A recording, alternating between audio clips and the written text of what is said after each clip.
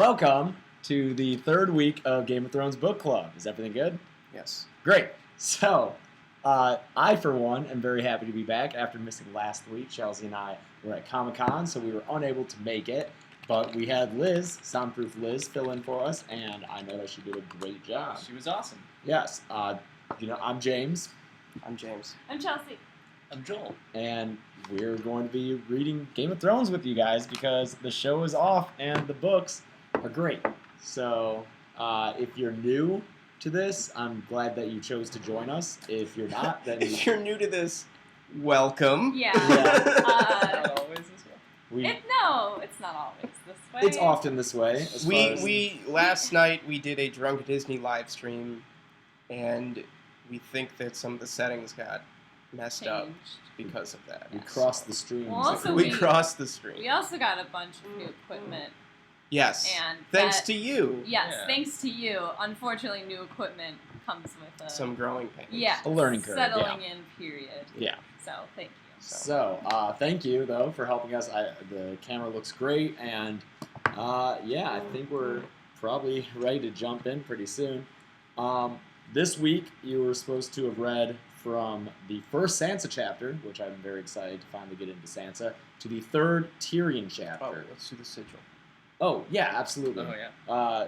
Every week, we put up a new sigil that you, the fans, have created for us. So, it's always hard to see. I wish there was a way. We should post these on our Instagram. We'll share on Instagram. Yeah, so follow us on Instagram at Practical Folks to see the full picture. But this week's comes to us from at Jamizgar. I don't know if I'm saying that right, but it's got a nice little. What was the YouTube thing? Oh yeah, the red book. Oh, I love that As the the red YouTube book. said. Yeah, it's got Yeah. the YouTube play button. I think it's. The bookends, I don't know if you can see it here, but the bookends are wolves and dragon, Yep, and then the Lionel Lannisters in the middle book, and a bunch of skulls. and a bunch of Oh, there's the skulls. Martell Sunspear. Martell Sunspear. This must be the Tyrell. Flower. Rose. Yeah. So, It's really That's cool. awesome. Thanks. neat. Thank you, Jamizgar. Thank A you lot very of much. detail in there. Very, very cool. Yeah, that's so cool.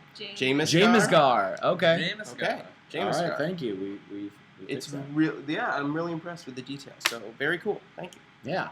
So, If you want to send us a sigil, post it on Instagram, tag us at Practical Folks, or Email us. Email practicalfolks@gmail.com. We're going to cycle through a new sigil every week. So, yours cool. can be featured. Yeah. yeah. We salute you, Jamizgar. Thank you so much. Thank you. Okay, so yeah. Back to it. Last week, you guys were introduced to Tyrion. Mhm. Yes. Sad that I missed those two chapters because it's Tyrion and Jon, which is always fun. Yep. Oh, also, guys, if you didn't know, we have a subreddit.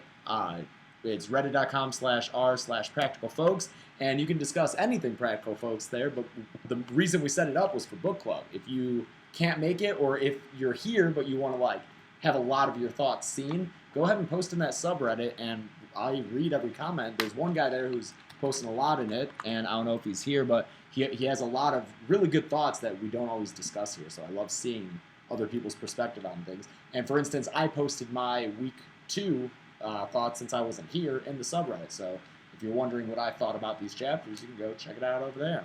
So that's cool. Do we have any other administrative duties to get to before we start discussing? Yeah, I think you guys know by now how this goes. We're going to go chapter by chapter, discussing stuff and interacting with you guys as much as we can, and then at the end we'll have a full-on Q&A interaction with you guys. Right? Yeah. How you doing, Joel? Good. Doing great. I mean, I'm a little disappointed we didn't get any Danny this go around, but there's a lot of good stuff. I am not disappointed. Oh. We had a really good. I shouldn't be so harsh. We had a really good Danny discussion last week. Yeah, Danny hasn't gone south or whatever she might do. Yeah, later. I No, she think goes east. I really think I'm projecting Clash of Kings Danny on Game of Thrones Danny, but whatever. We do get a Mormont, so Oh, good. Your favorite. Joel this is his first time reading the books. It's me and Chelsea's second go through, and it's Graessle's Fifth. 18th or something Yeah. like that. So, all right. So it's the only books I've ever read. It's not true. our first chapter. And we were beginning on page 139. If you have the mass market paperback versions, you guys write in your books. It's a lot of fun. I find it one of the most enjoyable processes of doing this read. Just It's like breaking rules. yeah, it's like elementary school teachers. I don't want to write Yours are my perfect. Yours are Mine pristine. so new. Yeah. Yeah, mine is super beat up. Well, Chelsea's doing the audiobooks, so she doesn't have any way Yeah. to underline anyway. So if you want the audiobooks, is that link in our description? It is. Yeah, you can go get Game of Thrones for free and a free 30-day trial using our code. It helps us a bunch. And What's our that- code? It's Just press. You gotta. click the link. Oh, you It's click something the link. You put in. Yeah. I see. Okay, so yeah, let's get to Sansa 1, Mhm. our first Sansa chapter. This is mostly Sansa on the Kingsroad. It's bookended by interactions with Arya, and in between we meet some knights, some Renleys. One night. 2 nights. Renly's a knight, right? I don't think so. Oh, He's Lord. that's interesting. Yeah. Yeah. Yeah, Winwood Renly have been knighted. We'll get to it. Okay, so what are your guys' thoughts initially on this first Sansa chapter? We're introduced to Sansa through Arya's chapter, and there she was presented as a very pristine, perfect, proper lady, and with some disagreement with Arya. But I did note when we were discussing that first Arya chapter that Sansa didn't, she was too well behaved to laugh at Arya. She wasn't full out against Arya. I think a lot of that comes through here, is in that the disagreement between the sisters comes from Sansa's sense that Arya is going to ruin all the things that Sansa wants. Mm-hmm. That she doesn't follow the rules that Sansa so quickly adheres to. Yeah, I think that Sansa would want Arya to be the way everyone's taught them to be, not only for Sansa's sake, so that Arya doesn't give them a bad name and ruin things for the lot of them, but also she just wants Arya to be different than she is. Mhm. Yeah, Sansa's very obsessed with things being perfect. Mm-hmm. And I think, just seeing this interaction, especially the beginning of the chapter, you really get a good glimpse at both of their survival mechanisms. Sansa's really good at, blending in, and she understands the courtesies, she gets the etiquette, she's good at playing along. And meanwhile, Arya is very brazen, she kind of sticks to her guns, and that helps her later. But I think we can see why Arya would not, in my opinion, survive somewhere like King's Landing. If she was in court, Yeah. she would have a bad time. Yeah, Yeah. where it's, a war of words, as Right. Ned brings up later in the small council Yeah. meeting. Which is why I think both of these characters and both the sisters are strong in different ways. Sure. I said when we at the beginning of the series that I was going to pay particular attention to Sansa this time through, and I really enjoyed the way that George writes Sansa. I think that the actual prose reflects a lot of what you just said, Chels. There's a lot of it's very proper kind of descriptions of things. Mhm. Everything has a specific way in which she describes it. She's very words. Flowery? She's very flowery. She reflects a lot of the songs that she's such a big fan of. Yeah, I like it. It was a glorious day, a magical day. Things had a gentle beauty. Yeah, And mhm. this is her thought process, so of course she's thinking like That's that. when she sets out with Joffrey. Yeah. Yeah, I that stood out to me as well. She's writing her own kind of song as Yeah. she's going through this. She loves this shit. Mhm. And I really like that. On her second page 140 in our mass market, Sansa already looked her best. Yeah. She takes such care about what her outward presentation to the world is so important to her. She's trying so hard to be this lady, and that comes back later. I like how, just as in the earlier Arya chapter, where we get Sansa through Arya's eyes, we get Arya through Sansa's eyes early in this chapter. Mhm. So where Arya talks about discovering new flowers, and Micah showed me a lizard lion. It's a totally different kind of curiosity, but I think they're both still very curious.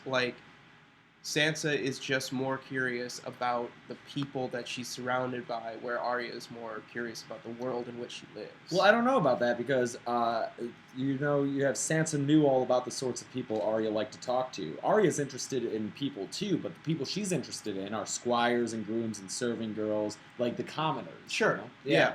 And that's a markedly different. I don't think Sansa thinks of those people as people. Yeah, Really. the sorts of people. Yeah, sorts of people. Arya would make friends with italics anybody. Yeah. Yeah. I think Sansa's thesis, at least this. Sorry, everyone. I think Sansa's thesis of this early characterization of her could be found on page 143 here.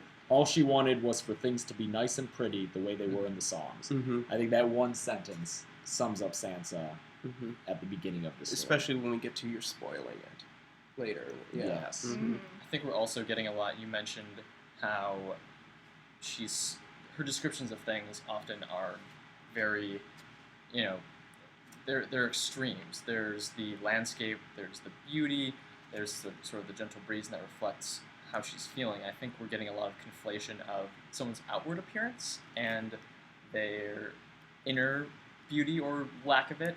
She sees, when she thinks of Joffrey, she did not know Joffrey yet, but she was already in love with him. He was all she ever dreamt her prince should be, tall and handsome and strong with hair like gold. Mm-hmm. And when she meets later Ilyn Payne, the Hound, she's afraid of them because of how they look. And I think with Renly too.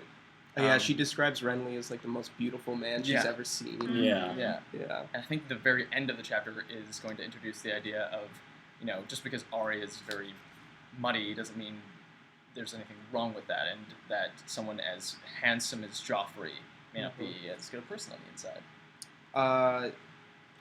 Before we get too far into Sansa, I want to say one more thing about Arya. When she's trying to brush out Nymeria and the way that the wolf is acting and the way that Arya is getting frustrated with Sansa, the wolf is mirroring her behavior. There's a connection between the Starks and their wolves, obviously, and George does that thing again that he's been doing, where he'll introduce something in subtext, get a little bit more explicit with it, and then he'll flat out say it. The wolf bounded off, frustrated. Arya threw down the brush. Bad wolf. Arya's upset. The wolf is upset, and then Sansa right after says the kennel master once told her that an animal takes after its master. Yeah. So this is something that I think this is your first time through the book, pay attention to this, and once George does explicitly say something like this, maybe take a step back a page or two and try and look at the ways that he subtly indicates things, because I think that, as I've said before, this is his way of introducing a lot of bigger ideas that run throughout the series in a very small way at first, then he ramps it up until the ultimate reveal later. So, so look at that stuff. I like, too, that Arya trying to groom Nymeria and make Nymeria look nice is almost like Sansa trying to groom Arya and get Arya to, like, oh, that's play, really like, good. Yeah. I kind of like that little parallel. Yeah, because to Sansa, Arya is just a wild wolf. Yeah, it's like a wild wolf with brambles stuck in her hair. Yeah. In the chat, there is a extreme battle going on between people who love Sansa and people who think Sansa is naive. Let's not get too into that. Both can be true. Both can be true. Although I was impressed getting on towards the meeting of how she handled herself when she encountered the knights who came from King's Landing.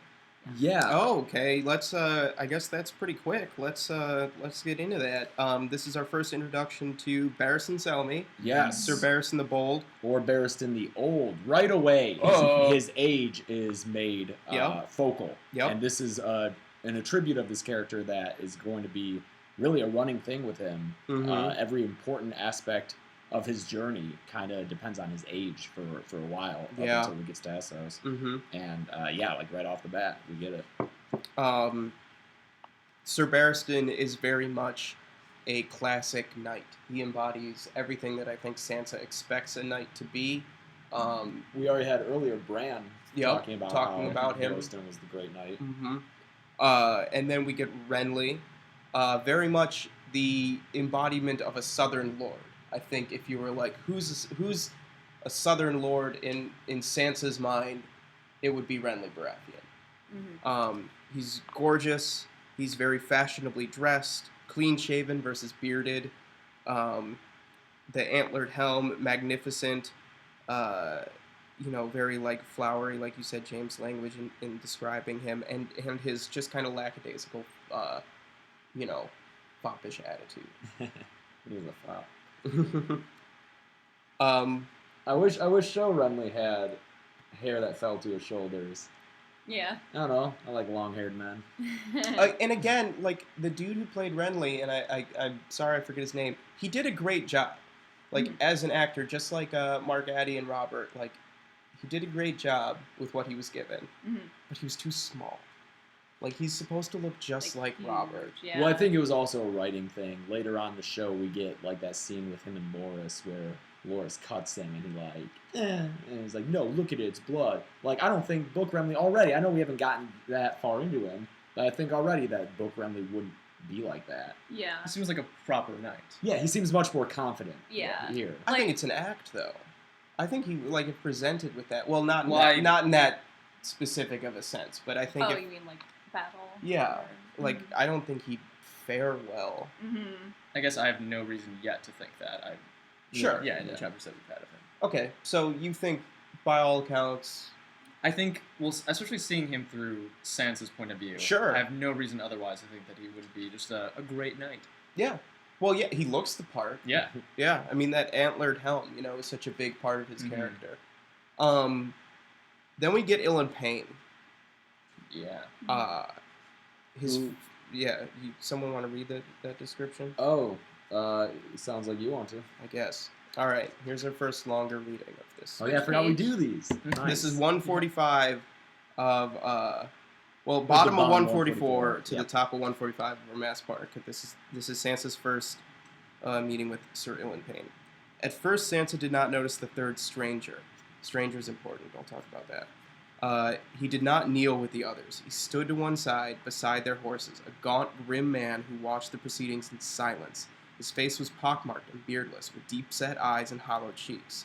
Though he was not an old man, only a few wisps of hair remained to him sprouting above his ears, but those had grown long as a woman's. His armor was iron-gray chainmail over layers of boiled leather, plain and unadorned, and it spoke of age and hard use. Above his right shoulder, the stained leather hilt of the blade strapped to his back was visible, a two-handed greatsword, too long to be worn at his side. And it goes on to say, Sansa could not take her eyes off of the third man. He seemed to feel the weight of her gaze. Slowly he turned his head. Lady growled. A terror was overwhelming as anything Sansa Stark had ever felt filled her suddenly. She stepped backward and bumped into someone. And then, this is the other thing I want to talk about. Strong hands grasped her by the shoulders, and for a moment Sansa thought it was her father. But when she turned, it was the burned face of Sandor Clegane looking down at her, his mouth twisted in terrible mockery of a smile. "You are shaking, girl," he said, his voice rasping. "Do I frighten you so much?" Yeah. So, a lot of important stuff going on here. As soon as you pointed out stranger, I knew exactly what you want to go for it? Yeah, I mean, okay, so in the Faith of the Seven, you have the Mother, Maiden, Crone, Father, Smith, Warrior, and then the Stranger. And the Stranger is, I would say, representative of death. Yep. It's the face of God that is death. And knowing what role Ilan Payne is going to play in this book, we're cool with talking ahead. I'm guessing everyone he's just the King's Justice. He's the King's Justice. He's the that's executioner. true. I mean, even just in this chapter, right? It's representative of him being death. Yeah, but especially, I think it's very important that it's Sansa who describes him as a stranger, because he will become death to her. Absolutely. In several instances, too, and this is, like, looking very far forward, but yeah, I love that. But his silence, his deep-set eyes, hollow cheeks, he's terrifying. Yeah. His armor, other than compared to Barristan and Renly, his armor is unadorned, which is such a big deal for Sansa, because the adornments and the sigils and the banners, all these things are really important to her as someone who is into the songs and everything. she's terrified, she's horrified, she's a terror she'd never felt before, and then who snaps her out of it and makes her feel better for a moment? Sandor Clegane.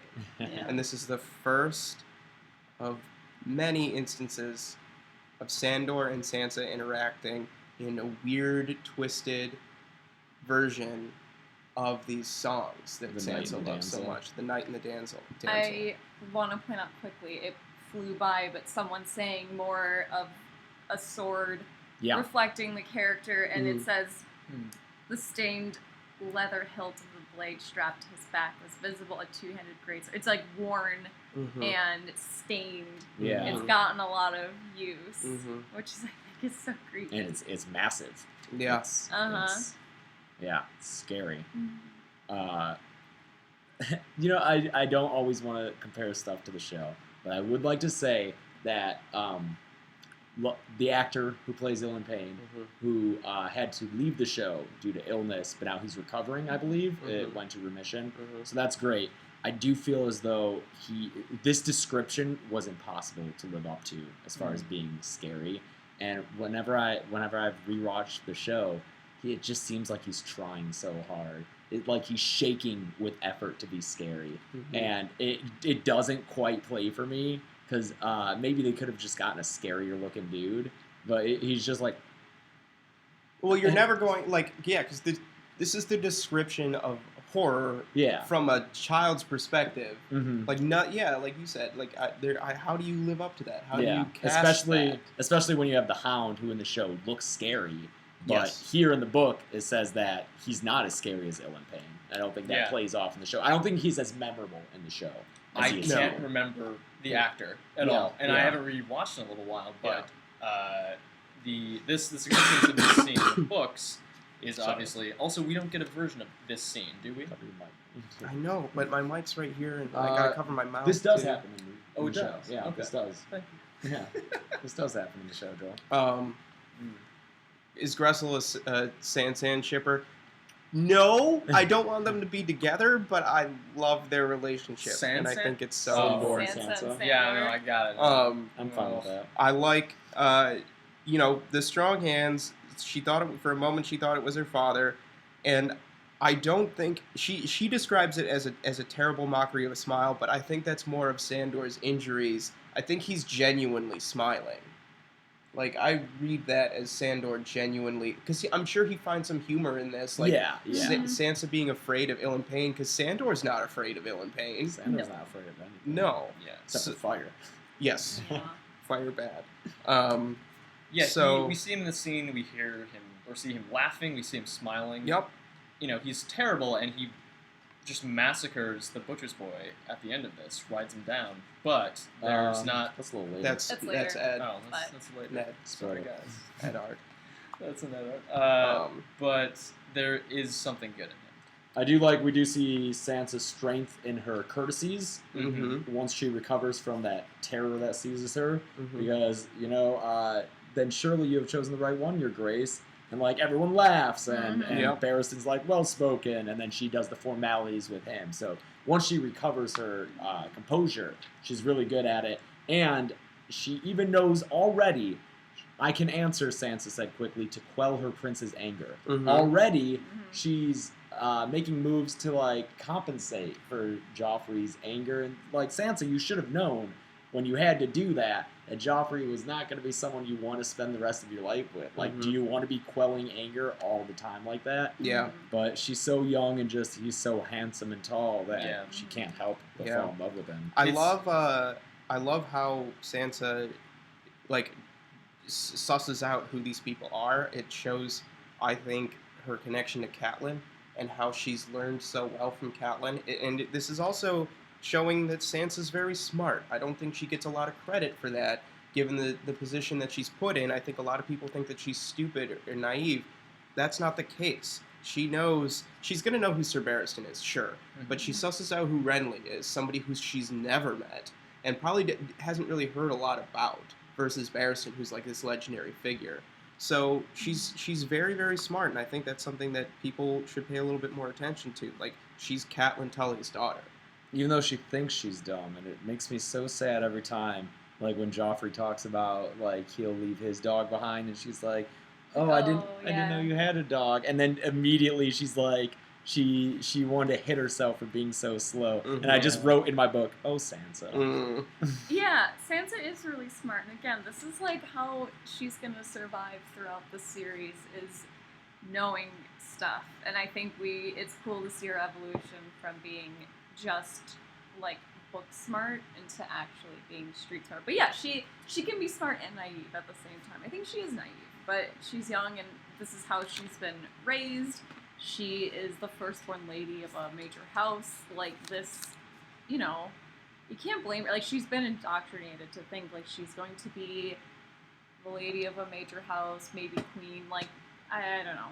I do defend Sansa a lot. I really like her. She's one of my favorites. But I do agree that she's naive, and a lot of naysayers complain that she's naive, and she is. I think that's completely fair, but I think that's why she's interesting. But then again, yeah, like she does know people to a certain degree, because you know when Joffrey presents his sword to her, she exclaims over it, and Joffrey looks pleased. Like she knew that would make him happy. She knew what to do in that instance. And I think it's important that that's not written as dialogue. It's just description. Like it's something that, like from Sansa's point of view, it's something that she knows. Like, oh, I just have to do this. Yeah. You know. I like that this whole chapter too is like its own little arc.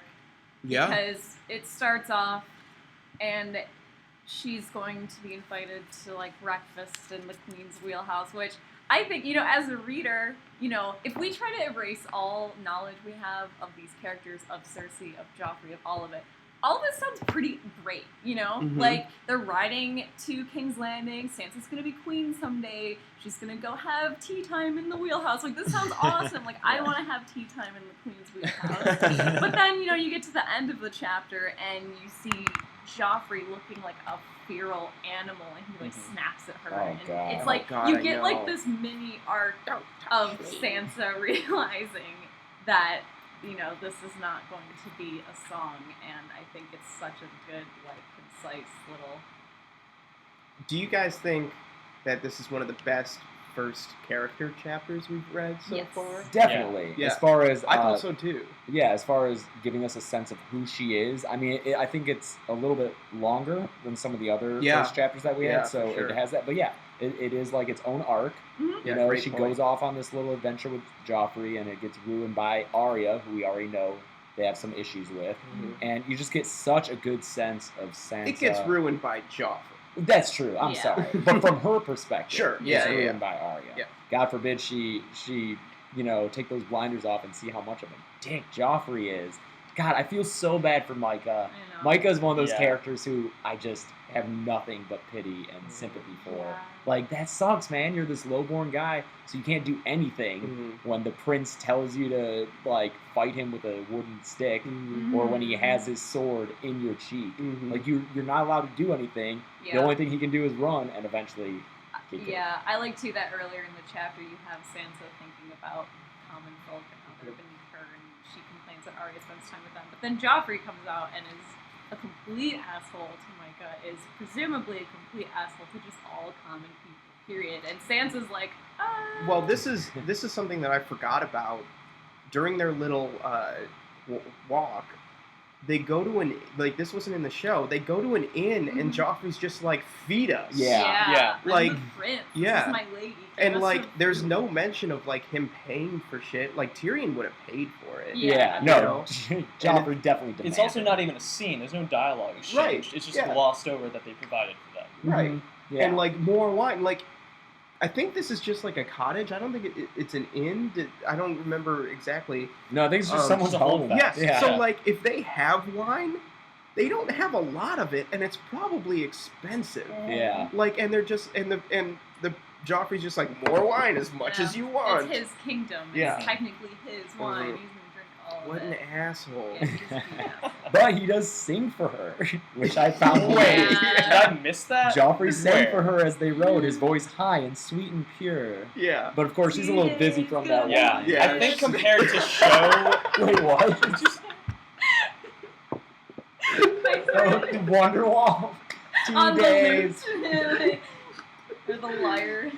I think compared to book Joffrey to show Joffrey, he's more transparently a shit in the show at this point. Yeah. And I think the fact, for me now, reading this, I think the fact that in the show he is more what he seems, I want to think that show Sansa is doing even more of the projecting of her fantasy of how things should be, because he's maybe not the incredibly tall, good-looking, sings like maybe a royal knight would.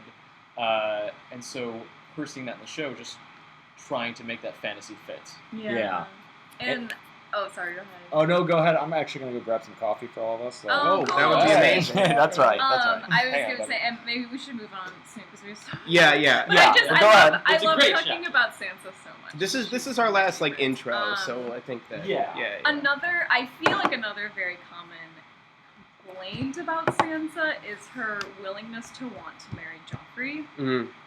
even though Joffrey's obviously a complete dick. But for her, it's part, she's infatuated with him because he's the crown prince, but also this is her duty, and think of how this has been instilled in her, especially by Catelyn, I would assume, family duty, honor, Sure. and, this is like her role to play. She has to marry the prince, and I think Her sons will be king. I think she's willing to overlook. I think at this point, especially, she thinks that this is Arya's fault that Joffrey's acting this way. Like, it's other things that are making Joffrey act this way. He's still her prince. I think it takes a lot for her to get Joffrey. Yeah, I think so. For me, so far in the book, it seems as if Arya is a major exception to how young ladies are being socialized, and that Sansa is, if not generally representative, extremely representative of how young women are socialized in this world and how they approach it. And I think she's also bought in. She believes the stories. She's believed the lessons that she's been told. And I get the sense that we're going to see, if the show compares to the reading of the book, that all of these perceptions that she has and expectations of the world are just going to be crumbling away. One last thought I have from this chapter before we move forward. We get something that's very, very important from Arya. Joffrey says, "I won't hurt him much," to Micah. And then later, after Nymeria attacks Joffrey and Arya has him at sword point, Arya says, "She didn't hurt you much." Arya echoing the words of somebody before she's about to kill them. Oh, is I like a that. thing. That's a thing. And this is the first time it happens. That's cool. And it shows Interesting. early that Arya might not be okay in the head. I've always got that vibe. Yeah. She's a little bloodthirsty. Like I like Arya. Yeah, but I love you know. Arya, but like I think people are quick to forgive the fact that she has a little bit of sociopath in her.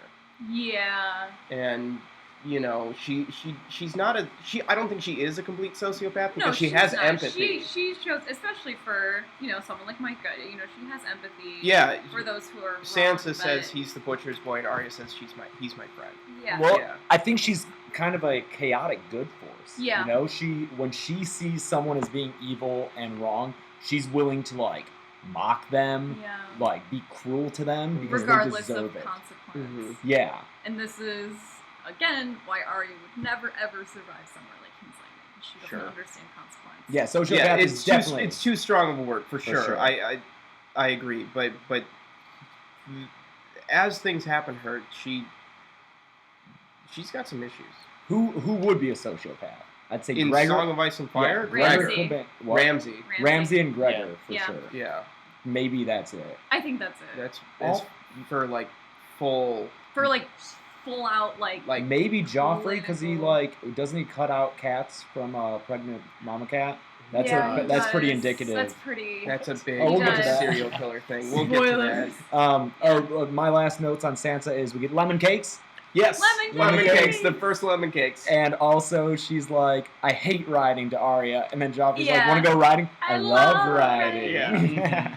Yeah. I also really liked on 150 and 151 just the way again, language is used to describe violence with the lion's tooth up to the cheek of Micah. It says, a bright bud of blood blossomed. Yeah, I underlined that too. That's a hardcore alliteration. Yeah, you saw me struggle.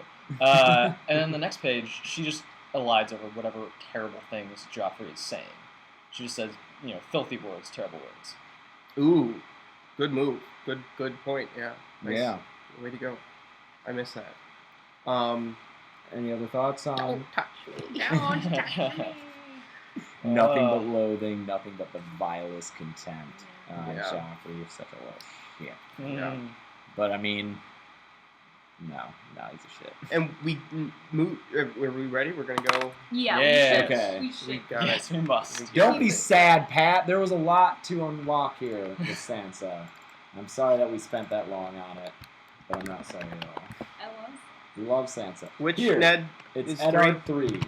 This will be a shorter one Yeah. because Ned chapters I'm discovering are really just plot. They're Sorry. just plotty. Yeah. Yes. There's There's not.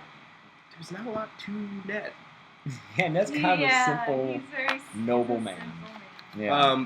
But I do want to point out that this is one of few sequences that we get in the Song of Ice and Fire series. Oh, It's a yeah. continuation of the same scene, essentially, from multiple point of view characters, and we rarely get those moments other than like big important sequences. Like I think Well, I we mean, get, this is 4 days later, but yeah. it's yeah, I know, essentially but it's the same. essentially the same. It's we don't jump to a different location. It's the aftermath of the yeah. fight by Which I think we get at, like we get at Blackwater and we get at a couple other like important points, but it's not often that we stay within the same locale for multiple point of view characters. So when that does happen, I think that's something to pay attention to. If you're reading the books for the first time and that happens, maybe your ears should perk up a little bit because it's about to get interesting, and it does. So this chapter has Ned, Arya being found and brought before Robert and Cersei. Cersei being real cruel, and Ned just having to deal with all this. Mhm. It's not a lot of Ned's stuff. It's more Ned's point of view of all this other stuff happening to his daughters, to his king and queen. Yeah. And the compromises he's starting to be forced to make Yes. Yeah.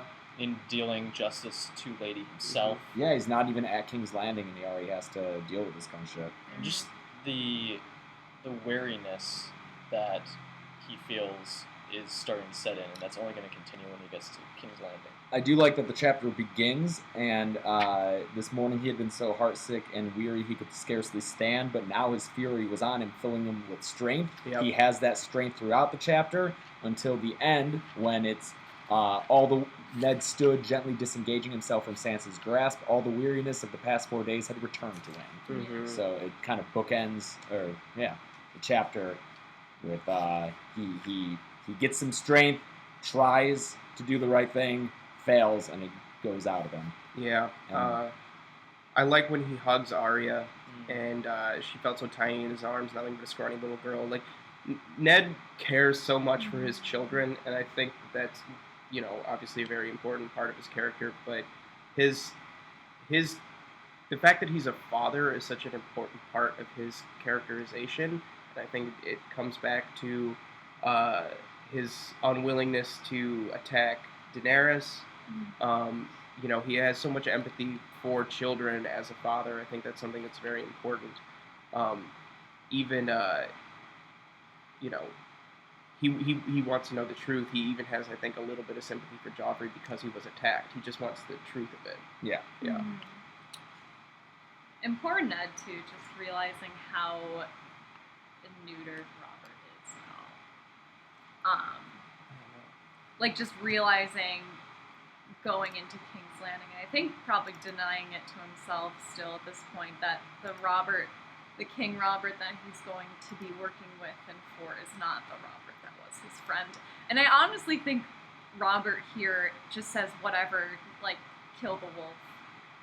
I think he does it honestly because he's so tired. He's just like done with everything. He's tired. I think he doesn't want to have to listen to Cersei bitch about it. Yeah, it's definitely just giving up. and not wanting to deal I think with he it. figures it's easier to deal with Ned being mad at him, because honestly Ned's kind of a pushover.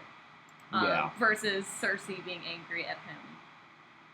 So I think Robert has just stopped caring, and I think that's why he tells Ned to just do it.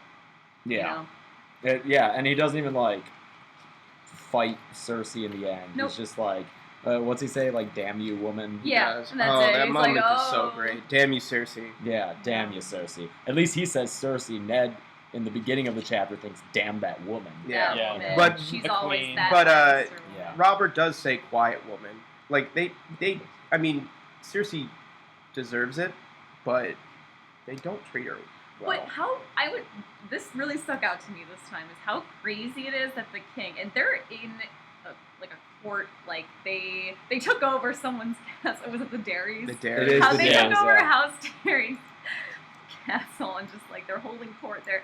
It's insane that Robert is like quiet woman to his queen in front of a full court of people. Yeah, That's like so lords and nuts. stuff. Yeah, And, like, that looks certain- Lords bad. who don't like Robert. Yeah. Because they And fought for their targs. for real. And Cersei's my favorite.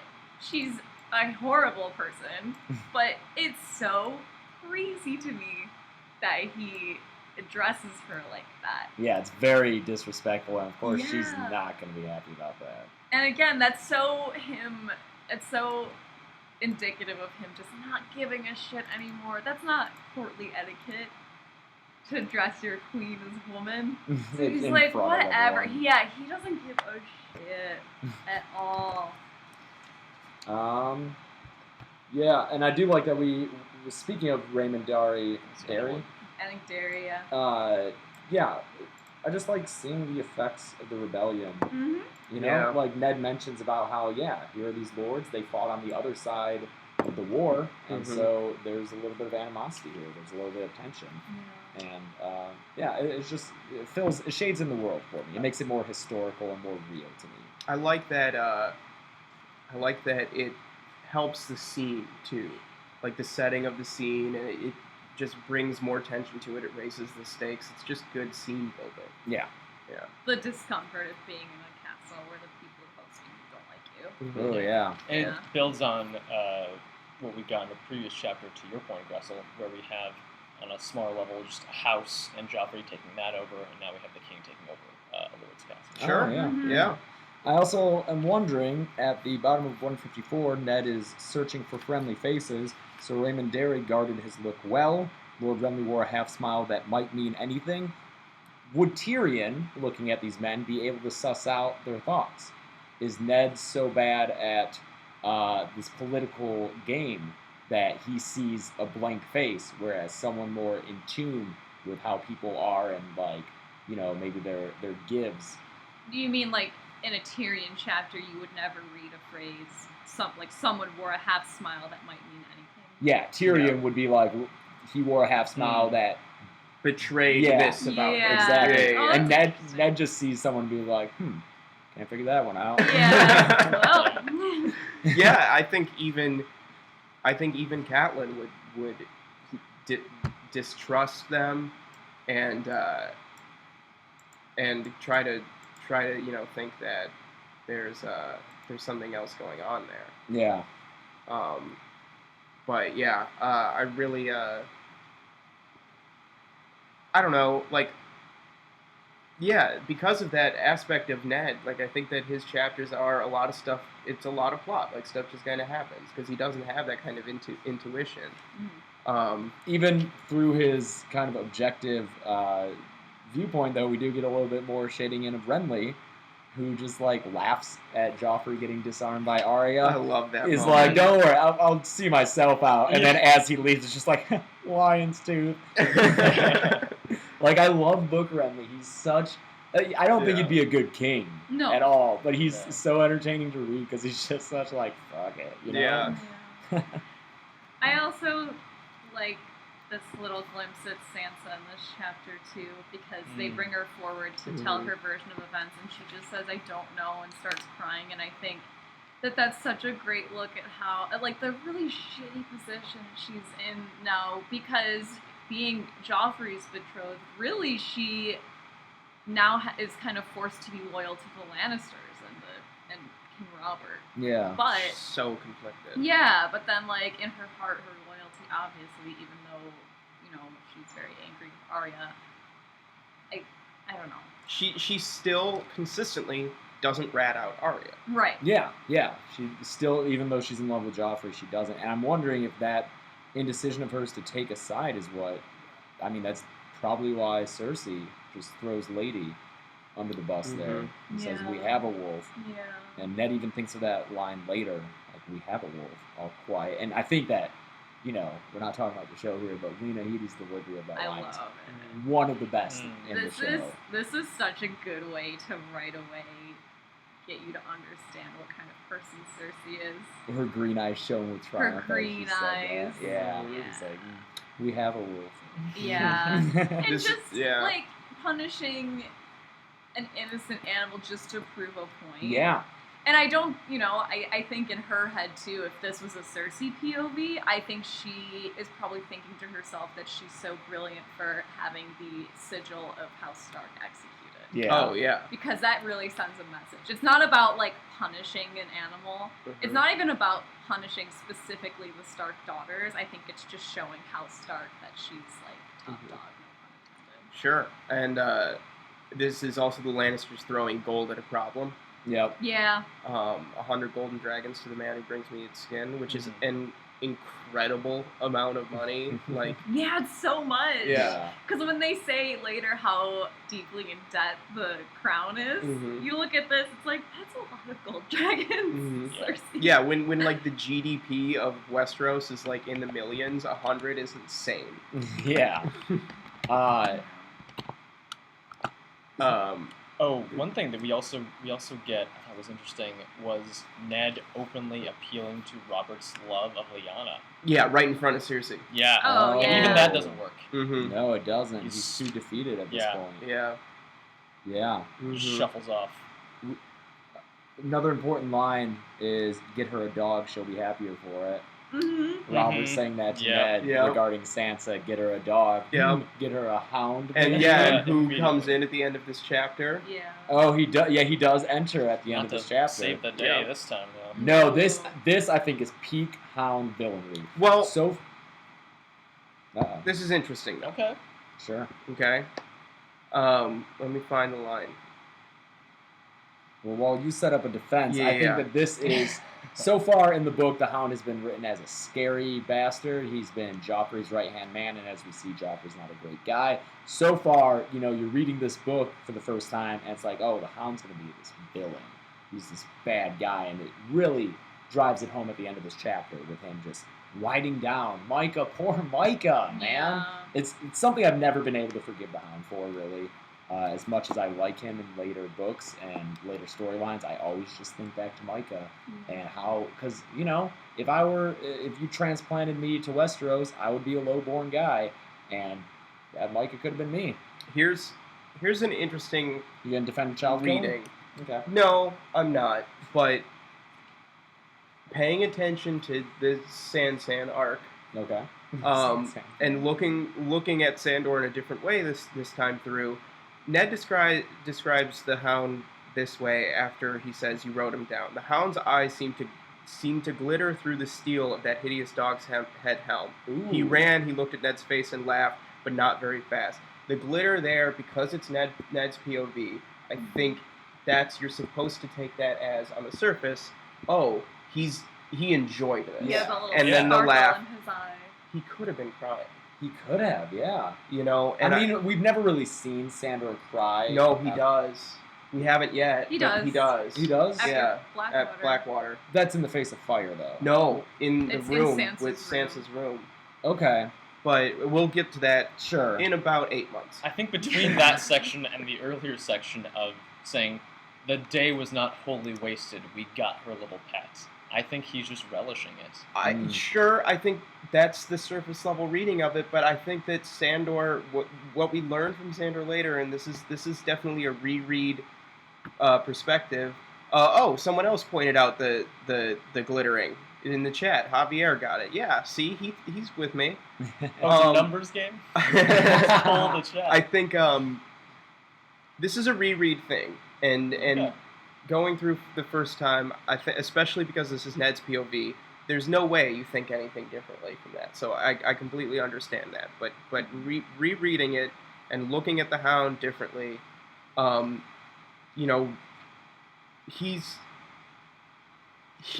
trying to be a person that he thinks he's supposed to be. Yeah. He thinks he's this monster. Mm-hmm. And, you know, he's maybe not. And I So- think it's there. Like Sandor Clegane, there's such a huge struggle in him of who he is and who he's supposed to be, and the stuff with his brother, and there's just such a, you know, there's such a conflict there in him, and I think that's what makes him such an interesting character. So, and that's one of the things that I think George does really well in his writing too. Like the fact that it's a point of view chapter from Ned, we're getting some bias here in the description. So Glitter could be, yes, he's relishing it, or it could be he's hiding the fact that he's crying with this huge helmet that he's wearing for no reason. Mm-hmm. You know? Yeah. Any other thoughts before we move on to Brian? Really quickly, Yeah, just please. something I picked up that I think is really interesting. When Ned tells Jory to bring Lady's body back to Winterfell to Mhm. bury it there, Jory says, all that way, Ned affirmed, the Lannister woman shall never have this skin. Love it. Yeah, Mm-hmm. Wait. this skin in italics. Is there more? Expand on that a little. I'm sorry. Oh, like I'm sorry. stark skin, like Ned, Cersei. Yeah, like Cersei Cersei get- wants the wolf pelt. Yeah. Yeah. And Ned is having an honor guard taken back to Winterfell Yeah. so that Yeah. Cersei doesn't get it. But also, there's like Ned is going to fall prey to the Lannisters. They will. Oh, they will like this literally- skin. Oh, okay. She'll never have this skin. Yeah. And it's Yeah. like, I like how in the book versus the show, Ned kills Lady with ice. In the book. oh, in he the does. Does show, he not? no. In Yeah. the show, the last thing we see is he pulls a dagger. He's Oh. holding a Oh, bowl yeah. and does it with He a gives you dagger. the. But you know, King's and then justice. shortly Jory brought him ice when it was over. There's no description of it. Yeah. It's Yeah, just- we don't actually see it. in Yeah, the book. I like that they take a moment to have him just focus in on what he's killing, Mhm. and that Very tender moment. yeah, just really seeing Lady and appreciating the name and how fitting it was. And that comes back later in the second chapter, which Yeah. we'll discuss. Is I think it's important that he did pay. It was like really seeing Lady for the Mhm. direwolf that she was, and that's going to come back and haunt him Mm-hmm. in a little bit. So with that, we're moving on to everyone's favorite Bran chapter. Let's get Boy. crazy. So this is a Karma very dreams. short chapter, 4 pages, and it is all dreaming. I think we can do this one in like 10 minutes or less. I don't know. We got some cool stuff in here. It's like I said, it's all Bran's dream of him falling with a very vaudevillian crow hanging out. Oh yeah. It's like, say, got any corn? Yeah. Yeah. And then Bran's like, are you really a crow? Are you really falling? Yeah. Like this crow is such a little. Yeah, it breaks expectations because I thought it was going to be just sort of an ethereal plane, and the crow would represent, some kind of force of the world, and talk in very serious and mysterious ways, and he's just cracking wise. Yeah. This is the introduction of the three-eyed crow. There is Yeah, Raven? three-eyed crow in the books. Oh, sorry. There is some interesting stuff here. Obviously, interacting with the crow is interesting. Why? Because you must live. Why? Because winter is coming. Yes, that's Um, that's the whole, Yeah. Bran's whole story is now you know why you must live. Yeah. And based on what we know so far, it fits already, because what ends the vision is how far north he goes. Yeah. And Yeah. he cries out. Mhm. Yeah, And- it's finally he looked north. He looks everywhere else in the realm, including Essos, as far as Ashai by the Shadow, Right. where dragons stare beneath the sunrise. Like, Yeah, I thought that was interesting. Yeah, like are dragons still in Ashai? Is Yeah. this metaphorical? We're not sure. Ashai is very mysterious, only gets touched on a very few times in the books, but it's very tied to dragons. Yeah. Like basically every time. But finally he looks north, and he looks beyond the curtain of light at the end of the world. Like he just keeps looking north Yeah. and north, and he cries out afraid because we know what he's seeing. He's seeing White Walkers and whites. He looked deep into the heart of winter, and then he cried out afraid, and the heat of his tears burned on his cheeks. That's ice and fire. Ice and fire, Mm. the heat of his tears burned on his cheeks. Yeah. Yes, and that's why he must live this winter. And it's a terrible knowledge. Mm-hmm. This. Quick question. The Yes. dragon eggs that Dany gets, did those come from the Shire? Yes. Yes, they did. So I think that maybe could just even be alluding to the fact that Mm. Sure. you know the dragon eggs came from the Shire, And and that they they're could going to still be hatch. the last dragons, but Yeah. they're stirring beneath the sunrise. They Yeah. haven't hatched yet. Yeah, Mhm. yeah, good call. But yeah, I do like when he's looking around because we get a whole chapter about Winterfell. We get a little bit of Hodor in there, you know, like he's seeing Winterfell from high above, and he still notices Hodor, like alongside his brother, you know, Mm-hmm. and that's obviously we know that Hodor becomes a very important figure in And Bran's story. the description of Hodor saying he lifted an anvil onto his shoulders as easily as another man might heft a bale of hay. Like he's so strong. so Yeah. strong. Yeah. Do you want to talk about the shadows? Oh, yes, Yeah. this is probably the Yeah. biggest Yeah. bit of prophecy in this chapter. So, maybe I'll just read this whole thing. Yeah. He saw his father pleading with the king, his face etched with grief. He saw Sansa crying herself to sleep at night, and he saw Arya watching in silence and holding her secrets hard in her heart. We already saw this play out, and I like seeing again the contrast between how Sansa and Arya deal with grief. Sansa openly crying, Arya pushing it down deep inside of her, and secrets hard in her heart. There were shadows all around them. One shadow was dark as ash, with the terrible face of a hound. Another was armored like the sun, golden and beautiful. Over them both loomed a giant in armor made of stone. But when he opened his visor, there was nothing inside but darkness and thick black blood. So, this may be hinting at stuff that comes 3 books later. Or Yeah. So, first, one shadow was dark as ash with the terrible face of a hound. Easy one. Mm-hmm. It's Yeah. the hound. Mm-hmm. Okay. Another was armored like the sun, golden and beautiful. I think that's pretty easy to Clearly peg on Jaime. Jaime. yes. Because I think someone on the Reddit, or subreddit, was wondering if it was Jaime or Cersei. But seeing as it's armor, Mm-hmm. Yeah. I'm inclined to believe Jaime. And finally, a giant in armor made of stone, and inside his visor, nothing but darkness and thick black blood. I'm going to try not to spoil too much that in the future, just because some of you are reading for the first time and haven't even seen the show. But I believe strongly James down a little bit, Joe. I believe that this strongly is talking about Gregor Clegane, a character we haven't met at all in the books yet. Not yet. Not even been mentioned. He's been mentioned, maybe? Oh, yeah, from the Hound's face. Yeah. I think we got a brief description Oh, of how that happened. yeah. So, Gregor Clegane, the Hound's older brother, is known as the Mountain. So, he is looming over both these men, the Hound and Jaime. We know Two the of the Hound. tallest men in Westeros. Yeah, especially the Hound. So over them both looms a giant in armor made of stone. Made of stone, like mountains are. So I think that fits pretty well. And then when you open his visor, there's nothing inside but darkness and thick black blood. Now this happens much, much later. Yeah, but After that his that battle. description's important. Yes, after his battle with Oberyn. And Oberyn uses poison. And poison's description has been said to make your blood Thick and black. Yeah. Mhm. So I believe that this is pretty ironclad, the mountain. What if What if? here's a little crackpot for you? The sigil of House Baelish, not Littlefinger's sigil. Mm-hmm.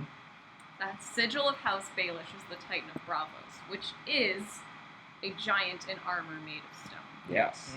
And I wonder if the visor concealing darkness and black blood. I mean, maybe you could argue that it's Littlefinger orchestrating all of this, because really, it's hard to source back whose fault everything is. But Littlefinger's clearly pulling the strings at Yeah. this point. If you had to peg it on one person. So I think you could argue.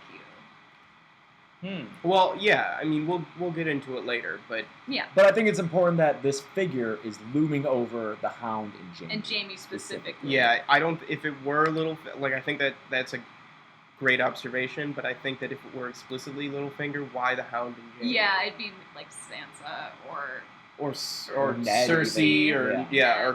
Catelyn. yeah. This like passage is so contentious in the fandom. I feel like people Yeah. argue Oh, yeah. over it a lot. Yeah, because there's so much to read into it. and there's so many ways And you can read it's it. stuff that doesn't pay off.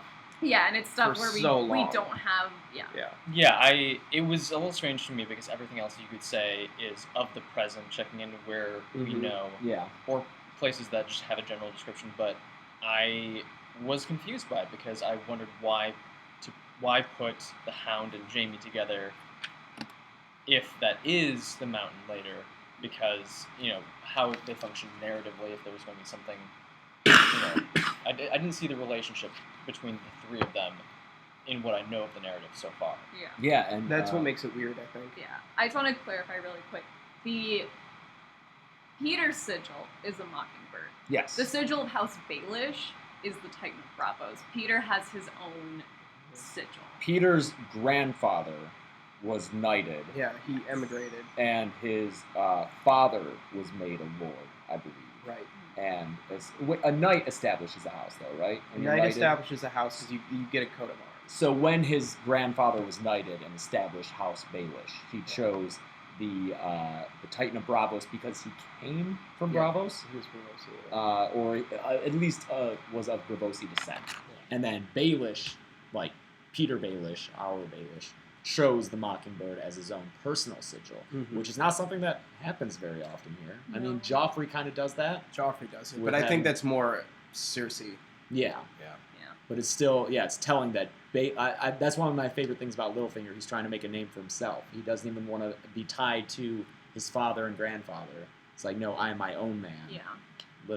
It's the Mockingbird, Yeah. which is great. I'm gonna go get that coffee while you guys discuss. anything else. Do we have any other thoughts? I'm good. Summer, naming summer.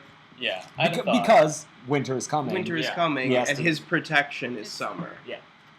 So I think that this, reading it was incredibly cinematic, and I wish that we had gotten as clear a picture in the show God of damn it. this Sorry, chapter everybody. that we could have seen in the show, the images that are described here, the way they're described here. I think if the show had tried to do it, we would have seen only shots from the show, and that would have been kind of Yeah. dumb. But like, can you argue that the opening of the show, like the credits, is kind of this? Because it's like flying all over the place. That's how I imagine this chapter. It's just like the Oh. credits with Yeah, people I in did it. imagine flying that way. Yeah. But I did want to. It would have been cool to see confirmed in the show earlier at this point that he is able to see visions of things that are happening currently, because it's already been confirmed, or we would have had confirmation that he's seeing the present, possibly seeing the future. Well, Oh, Stannis has his own sigil as well. Yes, Leon. Oh yeah. and that Stannis's. I'll just talk while I'm off screen. That's fine. Sure. Stannis's choosing a new sigil was also like a huge break because it involved him taking on new religion. Yeah. Yeah. Every time someone chooses a new sigil for themselves instead of taking their houses, it's very meaningful. Yeah. And Joel, I would argue, you said maybe, possibly showing visions of the future. I think it's confirmed right here that he sees visions of the future. I know that the timeline of the chapters Well, is not set in stone, and that Mhm. maybe chapters we read later took place during or before Right. chapters we read Mhm. before. But he is seeing Catelyn and Roderick on a ship, and That's we have true. not seen that yet. yeah. And So- also they're heading towards a storm they can't see. Yeah. Yeah, so at the very least, he sees some kind of indication of the things to come. Yeah. So, yeah. Okay, I don't want to get too into it. No, we won't now. gosh. It's too much knowledge. What? Like, who's the three-eyed crow? Oh, no, yeah, we can't do we'll that. do We that can't do later. that. I'll say that it's interesting to see the way that George R. R. Martin borrows from the mythology we already have in the world. So it is a three-eyed raven, and that third eye could represent, second sight, a connection to what's beyond. And I'm interested to see how he's going to take that and reappropriate it. Sure. When you guys get to Okay. All right. It's Catelyn Catelyn time. 4, and this is one of my favorites. It's a great one. Is a character introduced that you like or something? You could say that. Varys, Yeah, right? I'm a big Varys fan. You know me. I'm a Varys hound. Actually, Varys was my favorite for a while. capitalized like that? I think it's in the sections that we're reading. Varys is very interesting. How people see him and how other people talk about him. Oh man, the Starks hate Varys. I know, and They hate it's him so much. they distrust him, not and like Littlefinger Varys. plays on that distrust. Yeah, he Yeah, does. and it becomes ironic later, but I really like Catelyn. Hey, they're noticing the computer fan. Is your mic on the laptop still on, or did you turn that off? No, I think it's just that loud. Oh. Like we also have the shotgun. I mean, here, is it because of the shotgun? It's probably because of the shotgun. Yeah, this Yeah, is that's off. off. Probably Sorry, because of the guys. shotgun. Is it annoying? I mean, there's not really anything we Should can turn do down about bring that. closer. Yeah, do that. Do that. I don't care if it's on the We're shot. using this because one of our wireless mics went kaput last night during. Yeah, during the Drunk Disney live During the stream, Drunk so- Disney live stream. So, if you like book club and you like our channel and you want to see our production quality improve, click the link in the description below for our Patreon page. You can make a contribution for as little as $12 a year that will greatly impact the quality of our videos, including getting a new microphone for Joel. That sounded so natural, man. Yep. Not practiced. Let's see. Talk. This seems good. Okay, let me know if it's too loud. Cool. All right, yeah. Hopefully Um, we'll fix it a little bit. So we're on to Catelyn. Oh, Captain. This is Catelyn on a boat, and then Catelyn in King's Landing. I really like how Catelyn pays the crew. That's a great sequence, especially how she pays them herself. Wait, I want you to show, before we get any further, I want you to show everybody how you labeled this Oh chapter. my god. This is Catelyn 4, a.k.a. Littlefinger 1. So, just Is so we're aware. Littlefinger ever a point of view guy? He knows too He much. knows too much. Okay. Yeah. Same All right, with I Varys. got a thought about Catelyn since you're saying that you like that she did that. Yeah. I see it as a failing because she's not thinking about its consequences. She knows in the first page that the Tyroshi were notorious for their avarice, and by denying him more money, it gives him more of an incentive to find money from other people. Varys. Ooh. That's true. Yeah, it's a flaw, but I Yeah. think that the big flaw in the Starks and the Tullys is their nobility. Yes. Yeah. But nonetheless, I think it's an endearing quality that she insists that she pays these people. I think, like, we get too many highborn characters who have no regard for the small folk, and I think it's just refreshing to see somebody actually care about them. It's nice, but it doesn't serve the overall mission that she's there for. Joel's just like, yeah, but it bites That's- her in the ass. That's Exactly, how Catelyn and exactly. Ned are, man. I had high hopes for her last Catelyn chapter when she had the plan. She was like, okay, here's how we need to do this. We're going to be very stealthy about it. We're not going to take the road. We're going to take ships. And then I her imagine nobility Varys just kinda- smells like a bath. I'm sorry, but this is so funny. I imagine Varys smells like a Bath and Body Works. Oh, yeah. Yeah. mixed with, like, I don't know. It's got to Like be powder. flower scent from a Lysol. Like, or because- I always pictured it. I always imagined it as a rotten pear. yeah. Ooh. There's the talk of, like, flowers from a grave. We got, I'm sorry, I interrupted you. Joel. Yeah, some people. I was about to bring this up too. If you're listening to the audiobooks like me, Varys' voice is so crazy. I don't know where that comes from. It's like it's really weird. Oh man, especially after Conleth Hill's I performance. know. And then he pronounces Peter like Petar. And Yeah, I already Qatar. saw someone say, yes, Petar. So, anyway. Doodles of Mr. James Littlefinger all over his crap computer. Really, I've always liked. Someone asked when my Littlefinger obsession began. My first time watching the show, I was always intrigued by Littlefinger and Varys. I would say Varys was actually my favorite, just because he seemed nicer. Mhm. He seemed more Yeah. good-hearted, which he is definitely in the show, at least.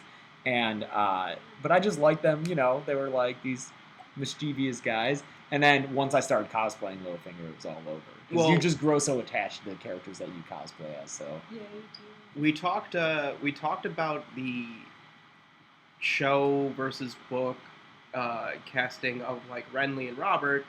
I want to talk about show and versus book casting for Littlefinger and Varys since we get their descriptions in this chapter. yeah. And I think they nailed it. Yeah. Yeah. Like when they were describing Littlefinger, like how could you have any image other than oh my god I can't Aiden Aiden Gillen. Aiden Gillen. Yeah. Yeah.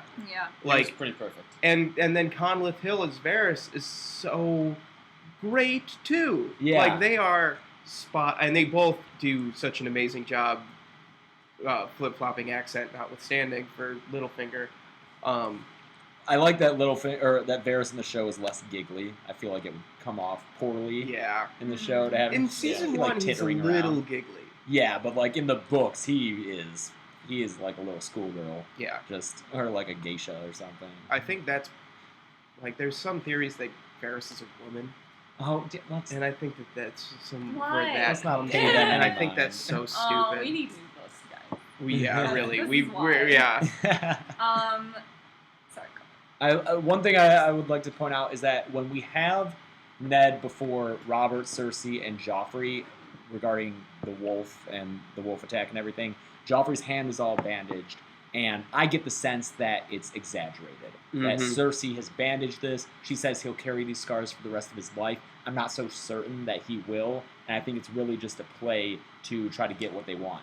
Yes. However, here on 166, Catelyn is talking about the pain was her scourge, and that the other fingers on her left hand would never again be dexterous. This actually is pain and injury that she will have for the rest of her life. Sure. And I just feel like I don't know what that comments on, maybe just the realness of the Starks. Like, Stark's so real, man, compared to the Lannisters. But I just thought that they were so close together in the books that I noticed it. Yeah. Joel, we interrupted you a while ago. I'm sorry. Did you have What was I something? even talking I about? don't even remember. Oh, we were talking about Varys and just the distrust. Maybe we were talking about, I don't know. But he's got soft hands. There's Yeah. a lot of attention paid And to the moist. feel of his hands, Yeah. and the smell of his Someone body. in the chat, Top 100 Movie Challenge, which sounds like a channel maybe you should check out, pointed out the two sides of the coin in their description. Littlefinger being described as sharp and featured, and Varys as soft and all Soft these. and soft. Just soft and Yeah, just And moist. round. Round. Yeah. He's also described a little bit like John is described. Slender, quick. Oh, interesting. Oh, for Littlefinger? Yeah. Let's talk about Littlefinger's backstory a little bit, because Yeah. I'm curious what you guys thought of the way that this is introduced, because I think it's either very deft or very clumsy. There's nothing in between. I thought it was a little clumsy. Do you want to read it? What do you mean? Sure. Starting with Sir Roderick. Okay. Page. This is 167 in the mass market. Yeah. Sir Roderick cleared his throat. Lord Baelish once, his thought trailed off uncertainly in search of the polite word. Catelyn was past delicacy. He was my father's ward. We grew up together in River Run. I thought of him as a brother, but his feelings for me were more than brotherly. When it was announced that I was to wed Brandon Stark, Peter challenged for the right to my hand. It was madness. Brandon was 20, Peter scarcely 15. I had to beg Brandon to spare Peter's life. He let him off with a scar. Afterward, my father sent him away. I have not seen him since. She lifted her face to the spray as if the brisk wind could blow the memories away. He wrote to me at River Run after Brandon was killed, but I burned the letter unread. By then I knew that Ned would marry me in his brother's place. Yeah, I feel like it kind of is shoehorned in there. Exposition. It's a well- little expositioning. I think it's interesting that it's a little bit motivated in that Sir Roderick is like trying to place what their relationship is. Mm-hmm. Yeah. But I think there's a detail that's going to come out about Peter and Catelyn that could be what Sir Roderick is referring to here. Because it says, uncertainly in search of the polite word. So I think that could be interesting into, like, Lord Baelish wants, and he doesn't want to say to Catelyn what he is about to say. Because there's rumors Oh, yeah. about About the two of Littlefinger them, and yeah. Catelyn. Yeah. So I think that with that reading in mind, I think that changes it from clumsy to like a good way of introducing this backstory. But it is a little bit clumsy. Well, because I think Roderick just has never heard this, because it says she was past delicacy.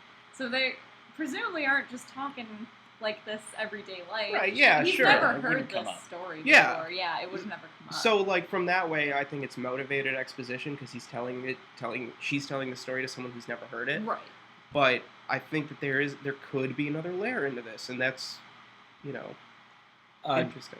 One fact I just want to point out, just so you have it in your mind, I think it's just something good to know regarding timelines and such, is that her father sent him away and she has not seen him since. The very last time that Catelyn and Littlefinger interacted before this chapter was during the duel and immediately after. Mhm. Like, he lost the duel, He was whisked away, and that was it. She never saw him again. So it's very important. This is also a little bit more backstory of the differences between Brandon and Ned. She had to beg Brandon not to kill him. Yeah, Brandon, very fierce compared to Ned. We'll get more of that later. Do we know from this conversation that Catelyn knew that he was in the small council? No, I think she's learning it right now. Yeah. Roderick is revealing it. I knew he would rise high. What, Chelsea? I think it's interesting, and maybe this doesn't mean anything, but I think it's kind of cool. The last time Catelyn sees Peter is right after he gets a giant scar on his torso because he gets into that duel, and Brandon. Oh, that's where Brandon, scar is? Yeah, It's like it goes it's like down neck his, to navel. Yeah, it goes Oh. down his entire chest, Yeah. and that's what draws them apart. And what is bringing them back together is an event that has given Catelyn these like scars on her Oh, hands. So it's like this wow, other yeah. injury that like is bringing them back together, which I think is cool. Yeah. That's really interesting. Yeah. Like again, I don't know. I just think it's a neat Yeah, little device there. that is cool. I do like Sir Roderick Cassell. I think this chapter goes a long way in And his wobbly chin. making you like him. You know, he looks odd without his white whiskers, but he... I have not been the most valiant of protectors. I wrote "aw" next to it. Like, Yeah. you're trying, Sir man. Roderick is like such a knight. Like, he's like Barristan. He is a knight, Yes. even though he is of the north. Right, One of the which is few northern knights. Interesting. Yeah, and Did it's cute when he's fumbling for non-existent whiskers trying to Yeah. have the awkward conversation. I think it's so gross but so cool, the implication that they had to cut them off because they were full of puke. Yeah. Yeah. He had to chop him off, and then he's like, the last one to see me without whiskers was my mom, who's been dead 40 years. Like, Yeah. how long have you been growing these whiskers, dude? Yeah. But yeah, Sir Roderick's really cool. Do we know where the Cassells are from originally? Like, would they be closer to like White Harbor? Oh, to like a mandarin. I'm not sure. Yeah. Anyone know where the Cassells are? Let Yeah. us know. I love Um, that. Oh, I also like that we get a little bit of a backstory for King's Landing. Think about it. This is only Sure. 300 years ago that Aegon's conquest happened. Mm-hmm. Like, that is not that long at all. That is, I mean, it's slightly older than the United States. Yeah. Just by a little bit. And, Oh, that's weird to think of it like that. yeah, Mhm. you know, because, like, especially because so much of this we think of as it relates to European history because of all the parallels and such. And European history is so much older than what this actually is. Like, Aegon is basically George Washington as far as distances. Oh yeah. Yeah. Yeah, that's weird. We also get the 3 hills of King's Landing. I'm really interested in, like, geography and layout. I always like when they describe the cities that we're at. And I think it's cool that King's Landing has these 3 hills, and they're named Aegon's Hill, and then the other 2 are named after his sisters who helped him in the conquest, Visenya, which is the coolest name ever, and Rhaenys. And on Visenya's Hill is the Great Sept of Baelor, so we know that that is very important Rhaenys. later on. And then in... What is that? Isn't it Rainey's? Rainey's, I Is it think. Rhaenys? Yeah. I'm Oh, is sorry. it? I was just laughing at Okay. Rhaenys. And then for the Hill of Rhaenys is the Dragon Pit, which is this structure that used to hold dragons, but has been closed for a very long time. And it gets some use later on in the story. So just so you know, it's a structure in King's Landing equivalent almost to the Great Sept and the Red Keep, which are on the other 2 of the 3 big hills there. So more you know. Oh, we also get Maegor the Cruel's insane backstory here. How the Red Keep was ordered, built by Aegon, and then his son Maegor finished it, and then just has everyone killed who had Yeah. anything to do with it. Only It the sets blood that of the dragon will know the secrets. I Yeah. feel It like sets up that space as an awesome, mysterious place Yeah, to sure. get lost in. I feel like that has historical precedent, and I can't quite think of. Yeah. The Tower of for sure. London. Isn't it the Tower of London? Oh, I was thinking of something older than that. Oh, maybe. Yeah. I like that Catelyn thinks of Valerian as vulgar. The vulgar Valerian of the Free Cities. No, I think that's just like a, because there's High Valyrian and then Vulgar Valyrian. It's like Latin. Oh. You're right. You're Yeah. right. There's High Valerian and Low Valerian. Yeah, Sorry. I think that's not. For That's- judging. yeah. Yeah, it seemed out of place, you know? Catelyn makes the mistake that I think is the wrong move for what she's Uh-oh. what What's her up? mission is. Paying yeah. the oarsman directly. Yeah, Oh. Oh, yeah. interesting. Yeah, that's a really good point, Joel. I also like this imagery. The lamps were being lit along the streets as they set out. I hadn't thought about that. how they might have street lamps that they would have to go and light. That makes King's Landing feel more like a city to me. Yeah. You know, Imagine that there's like a gaggle of chimney sweeps. There's a yeah, Westerosi Dick Van Dyke just wandering around. yeah, step in time. Yeah. I do think it's really interesting to draw the contrast between the castle that we've been to, Winterfell, the way that the castle is laid out and organized, versus the first true city that we see. Yes. You know, Winterfell, I don't think has street lamps. no. So the last 4 pages of this, or 5 even, are Cat and Littlefinger, and this is exciting. The very first word Littlefinger says, "Cat." This is his very man, first so on-screen good. dialogue. Yep. Cat, he said quietly. Cat. And Cat really is what drives Yeah. him entirely. Like, later he transfers things from Cat onto Sansa, but Book Littlefinger is driven 100%. I on wish Cat we could in just that talk backstory. about it. About what? Just Littlefinger. future? Yeah, Yeah. Oh, man. but I we mean, won't. We won't. Hold off. Yeah, because I did see someone in the chat asking how spoilery we are. We try to just stick to what we're reading. Yeah, but it's hard because we want to point out really cool foreshadowing and stuff. Yeah. So spoilers where it's like, it's common knowledge at this. Like if you've seen the Well, show, someone who hasn't seen the show and this is their first read through. So, we'll try to call out, hey, this is foreshadowing, maybe plug your ears for a little bit, or mute it, that would be easier. But, yeah. try and be delicate. I think we've danced a pretty fine line of, like, there's things where we've said, like, this will be important later, or, like, we've talked about some major events that the show is revealed, but we're not going to reveal major things that the books does differently. I think we've been pretty good about that, and call us out if we're not. I was saying, like, if we're saying, oh, this is some really cool foreshadowing here, if you know the show and you haven't read the books, you'll know what we're referring to. Sure. Yeah, and if something happens in the books and doesn't happen in the show, so something that would be foreign to Joel here, for instance, we really don't spoil it. Yeah. Joel will get Until so we get mad there. at us. Yeah, Joel's a big spoiler police guy. Yeah. Was Spoilers. Is this the first time we get mention of the little birds of Varys's? I believe. And how knowledgeable they are. They already know everything. And also the Tully House words, family, duty, honor, comes up. And that's something that Littlefinger plays on.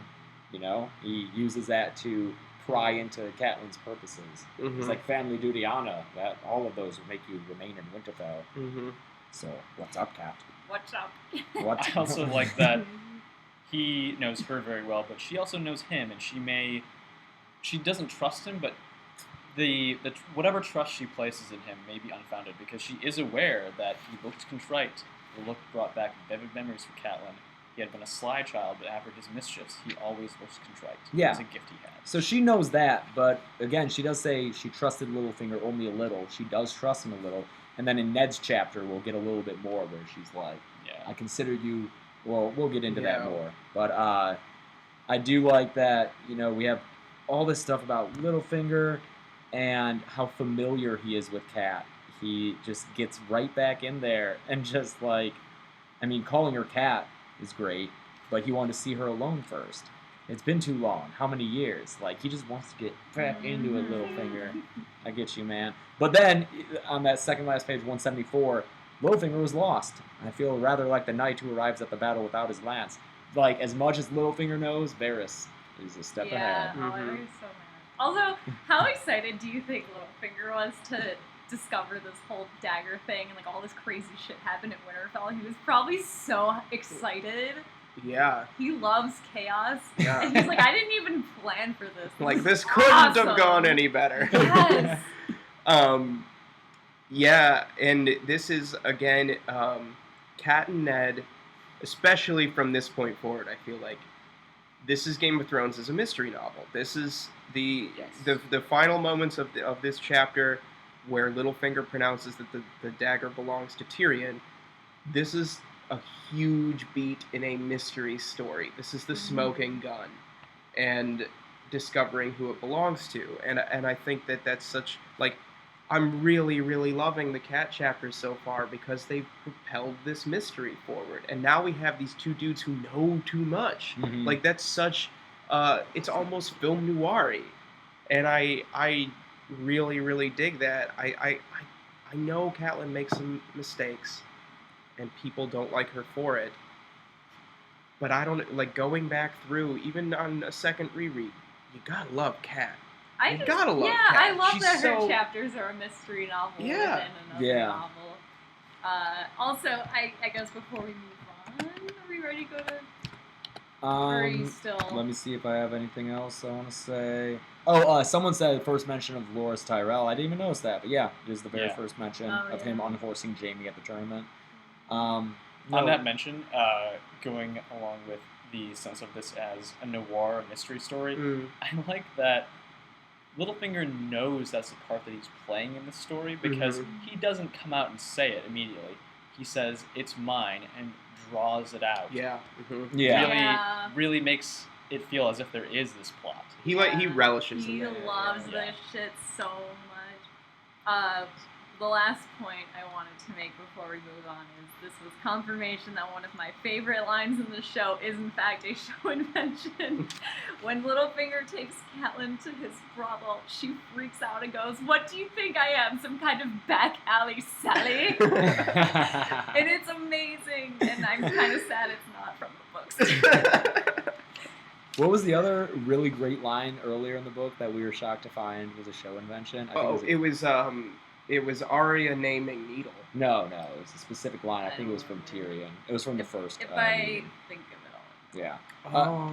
Also, one last thing I will say is that when Loras Tyrell unhorsed Jamie, many of us became a trifle poor. Sir Jamie lost 100 golden dragons, the queen lost an emerald pendant, and I lost my knight. Her grace got the emerald back, but the winner kept the rest. Like, so all these people made bets with Tyrion. Tyrion Yeah. won all this stuff, and Cersei was like, Just kidding. no, give that back. Yeah. Yeah. Okay, are Great. we ready to move on? Great chapter. Really loved it. Yeah, good stuff. Loving Catelyn. Loving Catelyn. Littlefinger. Oh, I'm so glad he's You may here. love her, but she's making mistakes. Oh, Joel. We know. Everyone makes mistakes, Joel. I'm a perfect human being. Which John is this? This is the third John. Ooh. John 3. Let's look at that 16th line. What? What? Don't make You me. count the line. What? 316. Oh. Okay. John Oh, 3:16. There you go. Oh. Get out of here. Mm. Yeah, the courtyard rang to the Song of Swords. It is very, song, I Song. think, is mentioned a few times throughout the books, and whenever it's not literal, like a song, I think it's always in use of battle, Song of Swords, and I think that's important, knowing that this is the Song of Ice and Fire. So, I mean, I think it's something that you might just think of without dwelling on too much if there's any textual evidence, but the Song of Ice and Fire, the Battle of Ice and Fire, this is evidence in favor of that. It's very epic. It's very epic imagery, and I think that you see that kind of imagery a lot in John's chapters. Definitely John's chapters, Mhm. because, he is of Ice and Fire, as Yeah. most of us know. And I don't think Sansa would describe it as a song of swords. Oh, I disagree. Really? Yeah, I think that's the kind of language that Sansa would use because it's something that she would know from those songs. Like, Sansa's description of things was very flowery, and I think that she would look for a metaphor at this stage in her life. I think she would look for a metaphor to describe battle. Maybe not so positive, but I think that that's language that she would use. I do appreciate that John would see it this way. I like that in the previous chapter we get a lengthy description of Valyrian steel and its edge, and right away in this chapter, Sir Alistair Thorne had a voice with an edge like Valyrian steel. I just want to point out to everybody that it is Alistair, not Alistair. No, the audiobooks, he says Alistair. Really? And Oh, no. I You was don't like, have an excuse, you maybe- never listen to those. I don't. Oh, the I thought you backstory, had. no, the backstory of that, everybody, You- is that I was saying Alistair for years. Yeah. I don't know where that tea came from, dude. But yeah, it is Alistair Thorne. So There's this, always got to be a spin on the name. yeah, right. Can't just be a regular name. Except for Robert. Robert. Yeah. Mhm. I like this introduction to the kind of day-to-day of the Night's Watch. I like that it's very he's employing kind of images that we know of something like this. Like, there's the hard-ass drill sergeant, Yeah. the nicknames. This is, this is like Full Metal Jacket. I was It's like about to say it's Full like Metal Jacket. every Yeah. sports movie Yeah. ever. When they come to John later, they're definitely packing a pillowcase full of like soap or batteries. Sure. Exactly. Yeah. Code Red. So this is, like you said, the day-to-day of the Mhm. Night's Watch. John training, John talking with Donal Noy, John talking with Tyrion. All good scenes. I really loved Donal Noy. I'm sad that he was a...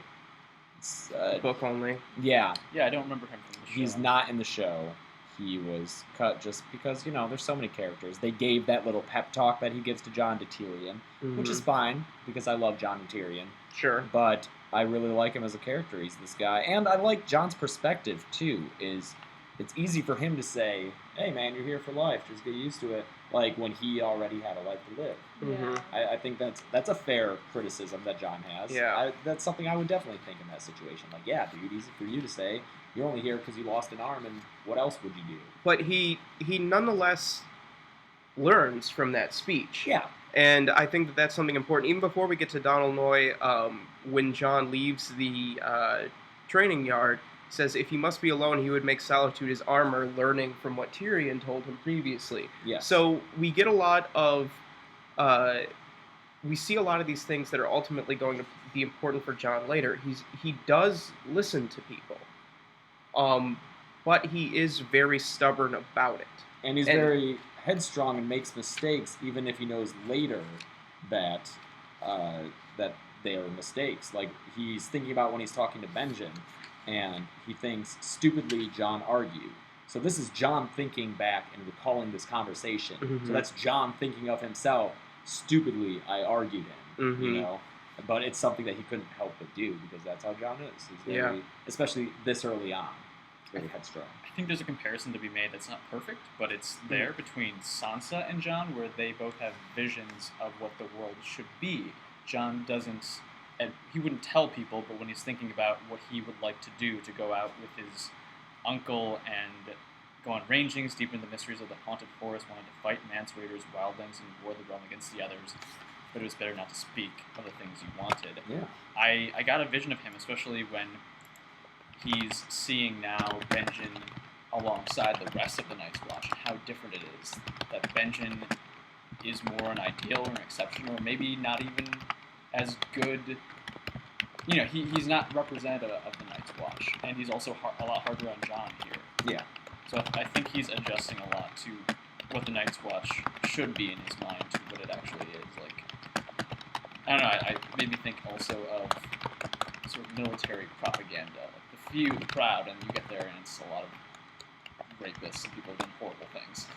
I mean, Sure. he kind of mirrors Sansa a little bit. And being naive. And Yeah. just, like the Night's Watch, wow, so gallant and what a great cause, and it's all these really brave men. And he gets there and, like, the real world is just not that. And his image is shattered so much quicker than Sansa's is, because the place she's in is so much more full of deceit. Yeah. With the wall, you get there, and it's very clear. It is what it is. Yep. This is the wall. It sucks, and we all address that it sucks. So he adjusts to it. He has to adjust to it immediately, and he does that in the span of this single chapter. By the end, he has taken Donal Noy's pep talk to heart, Mhm. and he's making friends with Gren. And sure, he maybe misstepped, making an enemy of Alistair Thorne, but he's adjusted already. Whereas with Sansa, even though we can see maybe that things aren't as she hopes they are, it's not as easy for her to see. Like, they're not as outwardly false because everyone's just being so deceptive. So yeah, I like that comparison and the reason why Jon was able to adjust so quickly. Sure. For Sansa, the world that she believes in still might be true. Yes. Because it's still wearing that mask. Also, I put a star next to this. Page 188. He realized he was crying. I don't know if you guys have noticed, every single Jon chapter we've had, he has cried in. And Yeah. I'm not judging him, Let Cries those... a lot. Yeah, he does. I'm just saying he cries a lot. I think that's important, though, when we find out more about where Jon comes from. Can I talk about that? I'm wary of it since we've had commenters be like, this is their first time through. Sure. The series. All right, then we'll off mic. Okay. I really like when Tyrion comes and meets Jon in this chapter. Jon looked around, Lannister, I didn't see, and then he stops himself and says, I mean, I thought I was alone. He was going to say, I didn't see you there, which is something that has been said to Tyrion many times By the Hound. Yeah. by the Hound as a derogatory statement, and Jon catches himself and treats Tyrion with respect, and I think that that's really important. And God, I love Jon and Tyrion. Jon and Tyrion is so good. I don't even care that, we only read a few chapters each week, and it's kind of like a repeat of scenes with this, him and Tyrion, and then in Tyrion's chapter, Tyrion and Jon. I don't even care that they're so close together and they're basically the same thing. It's so great. The other thing, too, with Jon and Tyrion, when the letter comes from Winterfell with news of Bran, Tyrion laid a hand on his arm. Jon, he says, and he uses his name, which is something that I think is really interesting because he's, obviously, like with the Night's Watch, he's Lord Snow, he's mocked that way. Men in this world often refer to each other by either their formal titles or their last names. So I think that Jon, to speak to him so friendly, is important. And then to say, I'm truly sorry. For Tyrion to assume that the news is that Bran has died furthers the mystery set up in the previous chapter where the knife allegedly was Tyrion's. Yeah, if this is your first time through and you're like, oh, so it was Tyrion who did that, this is going to throw a wrench into your belief of is Tyrion just acting really well with Jon, or is he sincerely sorry and it's not his knife? Right. Grumpkins and Snarks brought up. They love that callback. Grumpkins and Snarks are eternal. They are always used. In more ways than one. We also get our good description of the the wall. Yeah. Its height, how it's the largest structure ever built by the hands of man. It's so big. Oh, how it's impossible, actually. It is impossibly large. George R. R. Martin has admitted the one thing he's not good with is figures, and that includes the physics of buildings. Physics of buildings and just the lengths, like geography-wise. But we also get a little bit of just sense of the layout of the Night's Watch and how there were, 13 towers? And now only 3 are occupied. So perhaps you've looked at maps of Westeros before and you've looked at the wall and you've seen all the little dots, and they all have names, because of course they do. But the only ones we're really familiar with are the, was it Black? What? The main one? Sorry. Castle Black. Castle Black, sorry. Eastwatch by the Sea. In the Shadow Tower. In the Shadow Tower. Which, I hope someday we go to the Shadow Tower. It sounds so sounds cool. awesome. Yeah, I like how... The Shadow Tower in the mountain. Yeah. Yeah, it ends at the mountains where, the wall ends, because it doesn't end at a shoreline, the wall. It ends at mountains because they're like, well, the mountains will take care of the rest. Yeah. So that is one way that the wildlings can try to get over, is to just go to those mountains instead of the wall. But it's just as hard. As we'll see in a couple chapters. Yeah. When the letter comes and we meet Jeor Mormont, the Lord Commander of the Night's Watch. Finally meet him.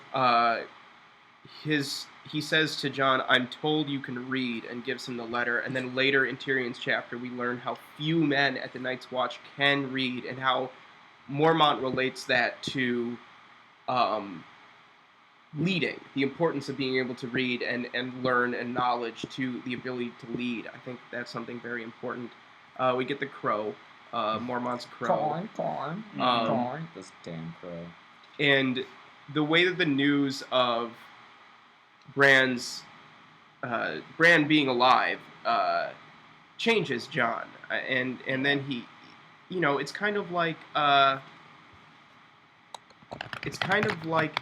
Dany a little bit, where in the previous last week we talked about once she has her ride on her silver, her attitude changes. She experiences something good, and then she's able to be less afraid. Yeah. And this is something similar where Jon experiences something good, and then he's able to kind of internalize the speech from Donal Noy and Tyrion, and then he goes to Gren and says, I'm sorry about your wrist. Rob used the same thing on me. This is how you do it. I can show you.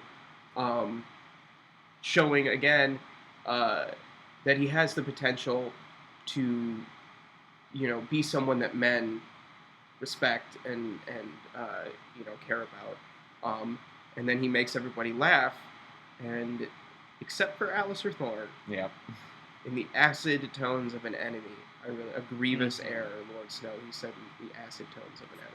I do think the scene with Tyrion is a little bit silly, where he grabs him and spins him around. He's Yeah. like, Bran is going to live. It Yeah, seems like, what's the picks him Christmas up. movie? Wonderful Life. Yeah, it seems so Yeah. Wonderful Life of this. I mean, sometimes we get stuff in the books that definitely wouldn't work in the show, and this is one of them. Yeah. Peter Kit Harington Dinklage, like, spinning "Ah!" Gator Dinklet. Yeah. Okay. Um, Any other thoughts on John? Yeah, we should move on. We got 2 chapters left, guys. Almost there. Next one is yet another Eddard. Eddard 4. Good stuff. And we start in a great place. He's tired still. Yeah, he's all cranky.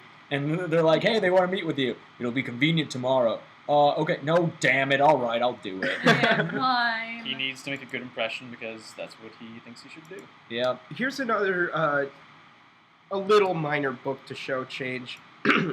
In the show, and obviously, it's just production reasons why they did this, Mm-hmm. he just goes in his armor to the small council That's meeting. right. But Someone's like, do you want to change? Yeah. And he's like, no, I'm fine.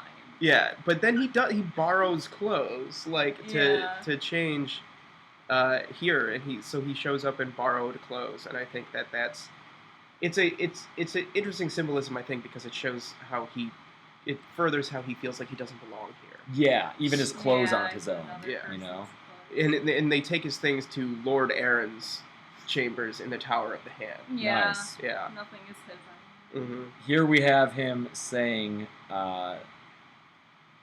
the counselor Ned liked least, the eunuch Varys. Mm-hmm. And I think it was during the readings that I missed. It was with Eddard 2 on the Barrows with Robert. Mm-hmm. This is Ned's perspective and point of view. This is the first time we ever hear of Lord Varys. And Ned thinks Varys the eunuch was the king's master of whisperers. He served Robert now as he had once served Aerys Targaryen. And then he goes on to unroll the paper. It's a very neutral description of Varys, which I thought was interesting that he didn't have any, spiteful thoughts when he first thinks of him in this book. I think some of that, though, is that Ned really only sees, versus someone like Catelyn or Tyrion, and this is something we talked about in the last Ned chapter 2, he kind of just sees what's in front of him. Mm. So Yeah. he can be like, oh yeah, I know who Varys is, and whatever. But now that Varys is in front of them, now he's like, yeah, I don't like you. Lucy? Is Lucy? Little Lucy? No. or- Oh, that's the plug. Well, that can't drop. That would Yeah. be catastrophic. That were to drop. I think it's kind of not funny, but interesting that Varys is his least favorite. I know. When you think that Varys is probably the one who wants to help him the most. Oh, sure. Or has his... Or maybe Renly, Or Renly, but- but, I don't think Renly really gives a shit. Oh, no, I think Renly. Eventually. Yeah. Yeah. But as compared to Littlefinger... Littlefinger, for sure. Come on, Ned. Yeah. I know, Think how... for- Who's trying to bang his wife. Yeah, Yeah, for but 2 seconds. something queer about that Varys. Yeah. It's come on, Ned. Well, immediately we get, on the page after that, just Ned not wanting to do anything that these people do on a regular basis, which is just have small talk Yeah. and be coy about conversations. He had no patience with this game. They played Yes. this dueling with words. Yeah. He's so... Come on, Ned. You got it, man. Ned just wants to get to the thing that they're there to do, and Varys wants to trade compliments, and he's not interested. Here's another instance of George getting explicit with symbolism. At the top of 193, he says, as the others took their accustomed seats, it struck Eddard Stark forcefully that he did not belong here in this room with these men. He remembered what Roberts had told him in the crypts below Winterfell, I am surrounded by flatterers and fools, the king had insisted. Ned looked down the council table and wondered which were the flatterers and which were the fools. He pointed out he knew already. He thought he knew already.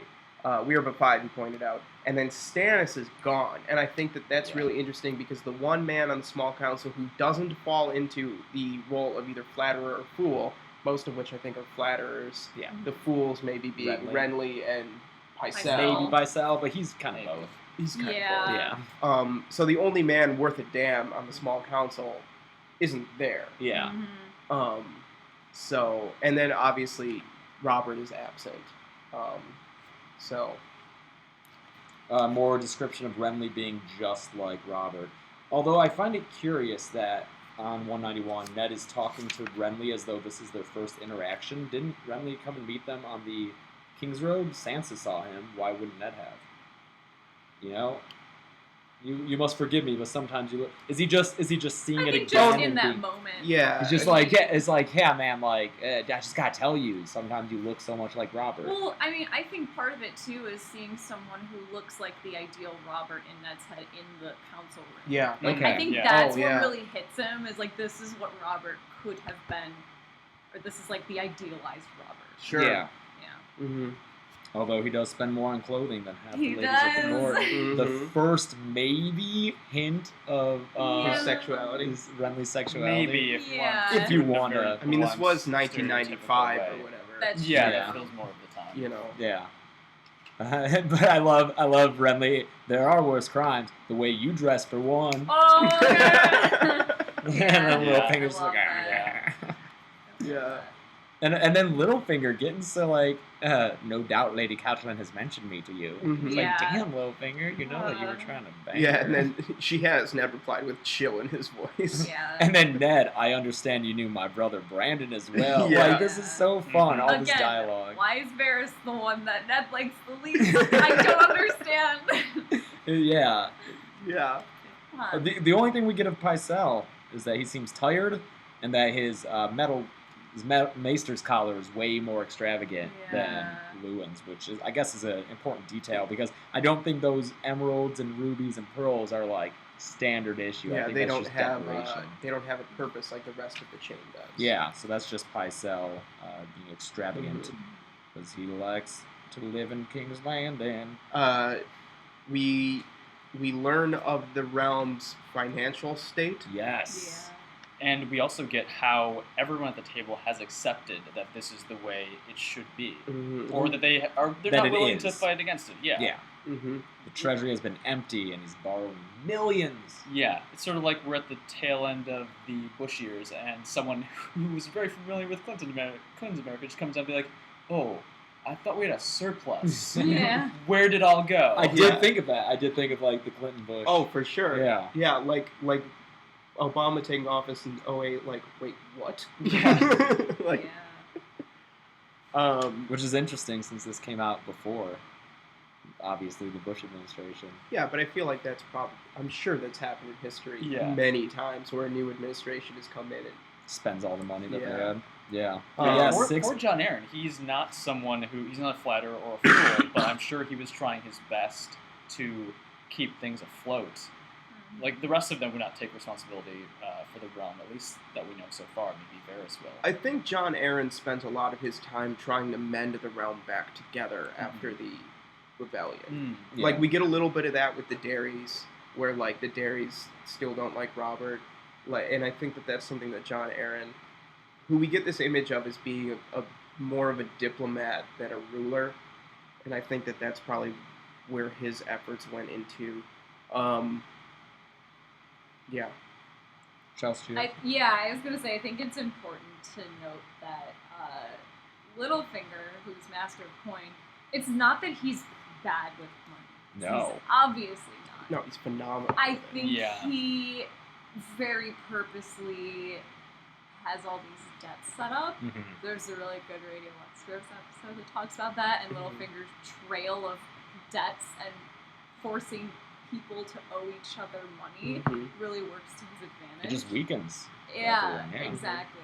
Well, let's look at who the crown owes money to. Yeah. So $3 million to Lannisters, and then also heavily from Tyrell, Mhm. the Iron Bank, and then Tarashi trading cartels, which I don't know if that really comes up too much, but yeah, Lannisters and Tyrells, two big houses. And the Iron Bank of Bravos. Of late, I've had to turn to the faith. Oh, that's true. I'm sorry. And Mhm. yes, so it's important to that know. comes up later. Yeah, where these debts are, like you said, Chelsea, who they are to. The Lannisters being we've seen already the richest house in Westeros, and this is one of the earlier mentions of the Tyrells being wealthy as well. Mm-hmm. So important to note that. I like that we have the tournament getting planned, and Ned is so mad about it, and he's like, I'm gonna go talk to Robert and like end this, and Renly's like, all right, go ahead and talk to him. We still should probably make the plan because it's definitely gonna happen. Like Renly knows his brother, and no wonder Renly is so aloof. Like if you can see that your brother is a shit king, and especially if he believes that he would make a better one, as he obviously does, like no respect there. We have down here Ned reflecting back on the girls after the incident at the Darry's. Sansa cried herself to sleep. Arya brooded silently all day long. It's exactly what Bran saw in his vision. So just, what Bran saw was accurate, is what that's saying. Littlefinger, you're going the wrong way, Stark. Come with me. Again, just like with the dagger. Who pointed out that he, has the information, but he doesn't say it? Yeah. That was Joel? Yeah, so more of that, Joel. Yeah, you're going the wrong way. He could just be like, I have, cats here. Come with me. But he's not. Instead, we get an extended, Yes. chase. Condescension. Just sarcastic line after sarcastic line. Like, oh, is that how the sun works, Lord Stark? Okay. Here's what I love about this, and that is just frustrating. So, Littlefinger is taking him on this. Yeah, they crawl down They climb down a wall. They climb down a cliff, and it's Yeah. this whole elaborate journey to Littlefinger's brothel. And Littlefinger says, "Cat's here," and Ned thinks that Littlefinger is. All of that was just a setup for a your wife. Your wife is a whore, and he's like. I don't think he thinks Catelyn's actually there. I think he thinks Littlefinger was just fucking with him. Yeah, for sure. And it's like, totally. why would he take you all that way just to make that joke? I think it's so funny. I love he slammed the small man back against the wall and shoved a dagger up to it. He's gonna kill him. Yeah. I love that how much Littlefinger is messing with Stark. Yeah. And it's like, we're outside the castle. You're a hard man to fool, Stark. And then Littlefinger just climbs down this mountainside, and then Ned takes a long time. And Littlefinger must have brought an apple just for this guy. Just to be like, taking a long time. Yeah, I had enough time to get down here and eat this apple. He had that in his pocket the whole time. Yeah, so he definitely funny. brought that just for that bit. I feel like it's a great reading also of how introverts act. We called out Ned earlier in the reading as an introvert, and think about where he's just come from. He's been riding, he's tired, he gets into a meeting where he has to talk with all these people in meaningless ways. Then he's going down, and this guy still wants to talk. And it's all a joke played on him, so he's going to overreact just because it's like, just shut up. Yeah. I like that the brothel is, denoted with a globe of red glass. Yeah. I guess the red light has Yeah. always been a thing. Yeah. I really like he sees Sir Roderick, and Sir Roderick says, "Your lady awaits you upstairs," and Ned still doesn't get it. Yeah. Compared to Catelyn, Ned's a dum-dum. This reading, I'm really Ned kind of sucks. He doesn't suck. No, he's just but dense. he's just like the first time you read these, you're like, oh, Ned, he's the main character. And then this time through, I'm like, oh, Ned, come on, man. Yeah. And yet, he still hates Varys the most. Yeah. So much has happened at Winterfell that he has no knowledge of. Why would Cat be down there? It's inconceivable. Sure, but you see your master at Yeah, arms. if Roderick's why would Roderick just come for a visit? Who's Maybe it's Roderick's twin who shaved. Who knows? Yeah. I like that Littlefinger brings Ned in. Also, that perhaps you could fondle a breast or two. Yeah. But then he gets him up there, and he's like, it's a brothel. Can you think of a less likely place to find a Catelyn Tully? Tully, Yeah. not Stark. And Yeah, I think it motherfucker. even before that, when Ned first sees Catelyn, then Littlefinger is like, "Oh, very good, you recognized her." Like he's just like every chance he gets. Oh, Yeah, especially in front of her. And then Yeah. he's calling her Cat. I know Ned obviously does. Did King Robert call her Cat in the book? Ooh, I Or don't was remember. that a show thing? Was a cat and hugs her. If not, even if he did, I think that's the only people who have that familiarity. with her. Yeah, that's pretty. You know, probably her Sure. sister too. She's Lady Stark.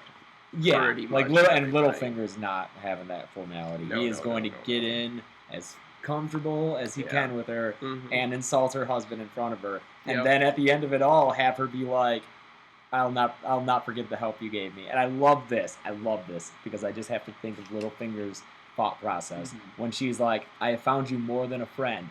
Yes, I have found a brother I thought I lost. Damn it. Like, that must have been the biggest Aw. roller coaster Yeah. for Littlefinger. Friend zoned again. Yes, Yeah. like so close. I really like his reaction to that, though. I'm desperately sentimental, sweet lady. Best not tell anyone. I've spent years convincing the court I am wicked and cruel, and I should hate to see that all that hard work go for naught. Which is true. Mhm.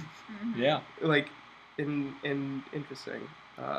He's trying to cast that shadow of power. Mm-hmm. And we do have more of Catelyn and Ned mistrusting Varys here. Mhm. He has some dark art, Ned. I swear it. Mm-hmm. It's like, guys, Littlefinger. Yeah. Yeah. I Go ahead. I was gonna say I love Ned thinking through like, okay, we have a dagger. That's all the evidence we need. We got this, and Littlefinger being like, no. Let me explain why this one. You know, he's just, Yeah. and he's right. You Yeah. know? Okay, here's in defense of Ned, though. After I just said he's a dum-dum. Once Littlefinger leaves, he immediately switches gears, and then this is Ned at Yes. his best. Yeah. Because Yes, his that's true. tactics are impeccable. Yeah. He says immediately, once your home send word to Hallman, Tallheart, and Galbert Glover under my seal. They are each to raise 100 men each in fortified Moat Caelan. 200 determined archers can hold the neck against an army. Instruct Lord Manderley to strengthen and repair his defenses at White Harbor and see that they are well manned. His battle tactics... Oh, you're forgetting the most important thing. This is true. Yeah. Go I ahead. want a careful watch kept over Theon Greyjoy. Yeah. Yeah. Ned knows immediately Theon is important. Keep an eye on him. Mhm. Lord Manderley. First mention of Lord Manderley. Mhm. I love that his battle tactics are so spot on, and he gets ahead of the game, and he knows immediately that this is how you defend the North if need be. And that part of his character is so interesting because when war does come, you know, him being on the battlefield, oh God, I don't want to talk about that. Okay. But Well, it does show that even though he looks kind of dumb, he's not equipped to play the kinds of games that he needs to down here. He is an expert when it comes to the North. You know, Sure. how that land works, how to defend it. And it's been revealed, I think, even just in the little bit of history of Robert's Rebellion that we've gotten in these chapters so far, and we'll get more of it later. Ned wins that war for Mhm. Robert. Yeah. Like, even though Robert kills Rhaegar and the Trident, like, it's Ned's Yeah. commanding of the armies that is successful. He wins the Battle of the Trident. He goes and lifts the siege at Storm's End. You Is know, he the one able to find their way out of the mountains in the Vale? What? With that path, they have to get out of there when they're in the Vale. They No, never no. fight in the Vale. No, but weren't they in the Vale and they had to get out? Oh, like just the two of them? Yeah. Oh yeah, yeah. Because for Ned and Robert to get back to the north and to Storm's End, they have to Yeah. leave the Eyrie. Oh, okay. Yeah. But also he defeats John Connington at the Battle of the Bells. Like he wins the war. We have Clarence asking, what do you think Ned is talking about when he says he prays Robert is not the man he fears he has become? I think the answer is on the page beforehand. Or actually, I'm sorry, 2 pages before. Because as soon as he finds out that Tyrion may be involved in the assassination attempt on Bran, he realizes that Cersei might be too, and then he even says, or God's forbid, the king himself. And then immediately he's like, no, I won't believe that. Yet even as he said the words, he's thinking about how Robert is sending knives after Daenerys. He's Mhm. thinking about how Rhaegar's son was, like, his head was bashed in and how Mhm. Robert liked that. So that's the man he thinks Robert has become, Mhm. a man who would kill a child. And maybe he doesn't know the purposes, but the man he fears Robert has become is someone who would do it. And for also a didn't purpose. stand up to Cersei when Cersei wanted the wolf killed. He thinks Yeah. about how he had turned away in Darry's audience hall not so long ago. Yeah. So.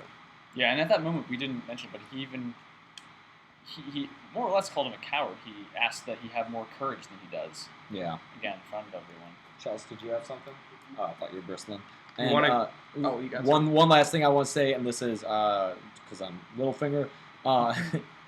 A fool's task, admittedly, but I could never refuse your wife anything. Mhm. This again is something that comes up later. It's something to tie in with your mind the fact that the last time Kat saw Peter was after the duel or during the duel.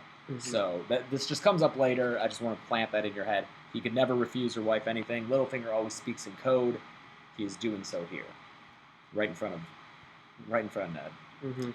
Any other thoughts on this chapter, guys? I feel like we could unpack this a little bit more. This is, I think, one of the better Ned chapters. Sure. Well- Ned chapters are probably only going to get a little bit better from here. Yeah, I mean, this is him at the small council and him with Littlefinger. Yeah. So, like, that's fun scenes, but... That whole chase scene is fantastic. Or not chase, but like escape, I guess. Yeah. Yeah. All right, are we ready for our last chapter here? Yeah. Yeah. Okay. Let's do Wrap it. up. Yeah. Getting hungry.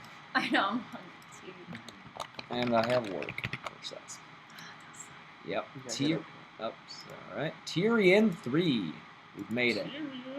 Oh, I like, because I know just from watching the show that obviously Tyrion can't stay. He has to go south. So I like that we have gotten all of this Jon and Tyrion, because if Tyrion goes south as he should, Jon stays at the wall as he should, they're never going to see each other again. And this pairing is so great, so I like that we just keep getting it. Yeah, I agree. I think it's something that's really important to both of their characters going forward. Is their relationship that they have. It's something also, like, we've spent the last few chapters with the Starks and the Lannisters at each other's throats, and then here we have for all intents and purposes, a Stark and a Lannister meeting as friends. And he even tries to get Mormont to allow Jon to go south with them. Yeah, Yeah. He wants he wants to that. like do him a solid and like get to see his brothers and everything. Yeah, he wants to hang out. Yeah. So yeah, this is Tyrion talking to Mormont about the state of the Night's Watch, pretty much. Yeah. And then also going up to the wall and talking to Jon. That's the gist of this chapter. We have there's one line that doesn't sit well with me. Ooh, really? Sir Alistair Thorne walking away from the room so stiffly it looked as though he had a dagger up his butt. Yeah, that bugged me too. You know? Like the word butt. Yeah, just the word butt Yeah. seems Yeah, a it little. doesn't- yeah. seems I mean- a little elementary here. I'm gonna defend its use in that Tyrion is drunk and making jokes at Sure. Alistair's expense. Yeah, so like he knows it's not clever enough to Yeah. say aloud. Yeah. But John Tyrion's just like walking around with a dagger up his Yeah. butt.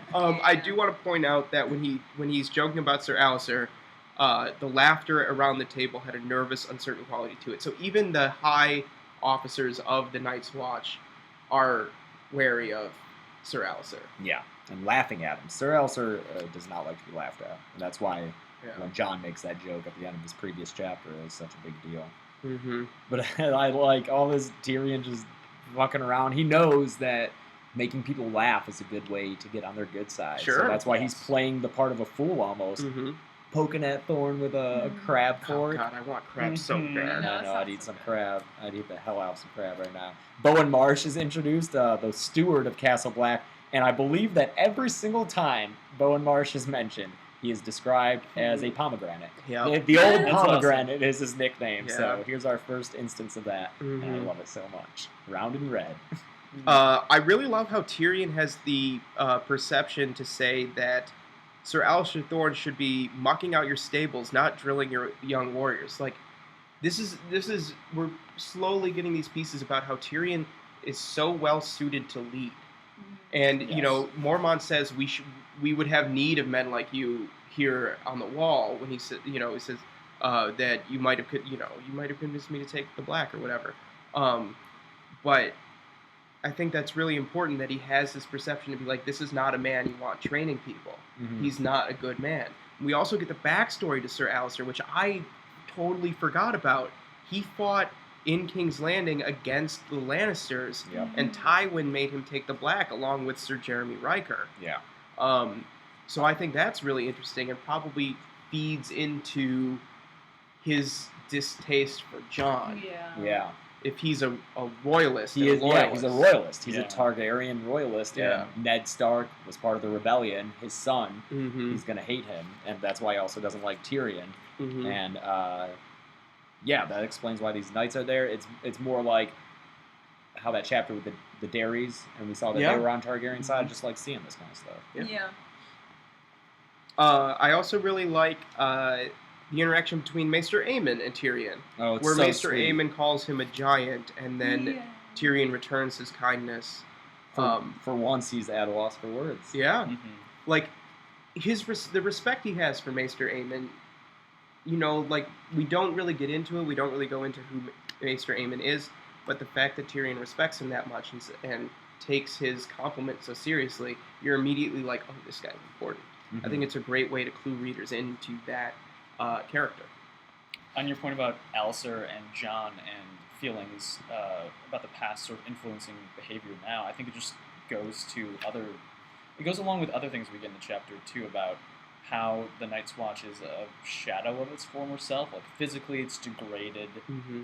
Fewer castles are occupied, and in Tyrion's conversation with Mormont, it sheds a light on the inconsistency we've seen. Like Benjen has a vision of the Night's Watch where everyone is equal and a man earns his place, but then you have Mormont saying that, oh, well, the Royce boy hadn't earned anything. He was as green as summer grass. Mm-hmm. But I But didn't want to offend his yeah, dad. but I didn't want to offend his dad, so it was his due as a knight. Mm-hmm. Yeah. Even though he's acknowledging that Garrett was far more qualified. Yeah, I think that's something interesting to point out. We don't have the best prior to this, and I think even in his kind of begging, I don't know if we have a great picture of Jeor Mormont at this point, but I think it's important, your point, Joel, that he understands that as Lord Commander, when the Watch is crumbling, you need Bronzeon Royce on your side. You need these High Lords of Westeros. He says to Tyrion, your brother's super important, you have your sister's the queen, you have an ear to the king, you need to help us because those people are who is going to reinforce the Watch. So Mormont sees the bigger picture, even though he may not be the best boots on the ground leader. He does seem distant from his troops, and he's disconnected enough to not see the problem with Alistair Thorne, but he does see the bigger picture, and I think that's something important to keep in mind going forward. Yeah, I think he. I think I lost it. He echoes "Winter is coming." Yeah. The line where Tyrion says that he pities Mormont is important because I don't know if he's seeing if Tyrion takes as seriously the threat that Mormont describes, because it's sort of shrouded in imaginative language. It's what he's afraid of. It's what he feels, but it's not evidenced. And I think it would only take Tyrion seeing something to convince him. Like he has a feeling when he gets to the top of the wall, Mm-hmm. but I think he might imagine that people who are around the wall and just seeing it for a long time might start to imagine Buy things into out stuff. there. Yeah. Tyrion's very dismissive of the higher threats. This is the first Snarks and Vulcans. description. This is the first reference of the others as White Walkers. It is. It's the very Yeah. first in the time it's books. mentioned. In the books. Any other thoughts on Lord Commander Mormont? The Old Bear is a cool ass nickname. Yeah. We love the honey.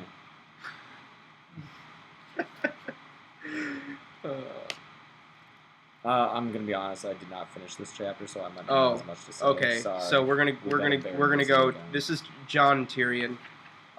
Is how it ends. Again, Tyrion refers to Jon as Jon. He greets Ghost. he asks for permission to pet Ghost. Their meeting is very amiable.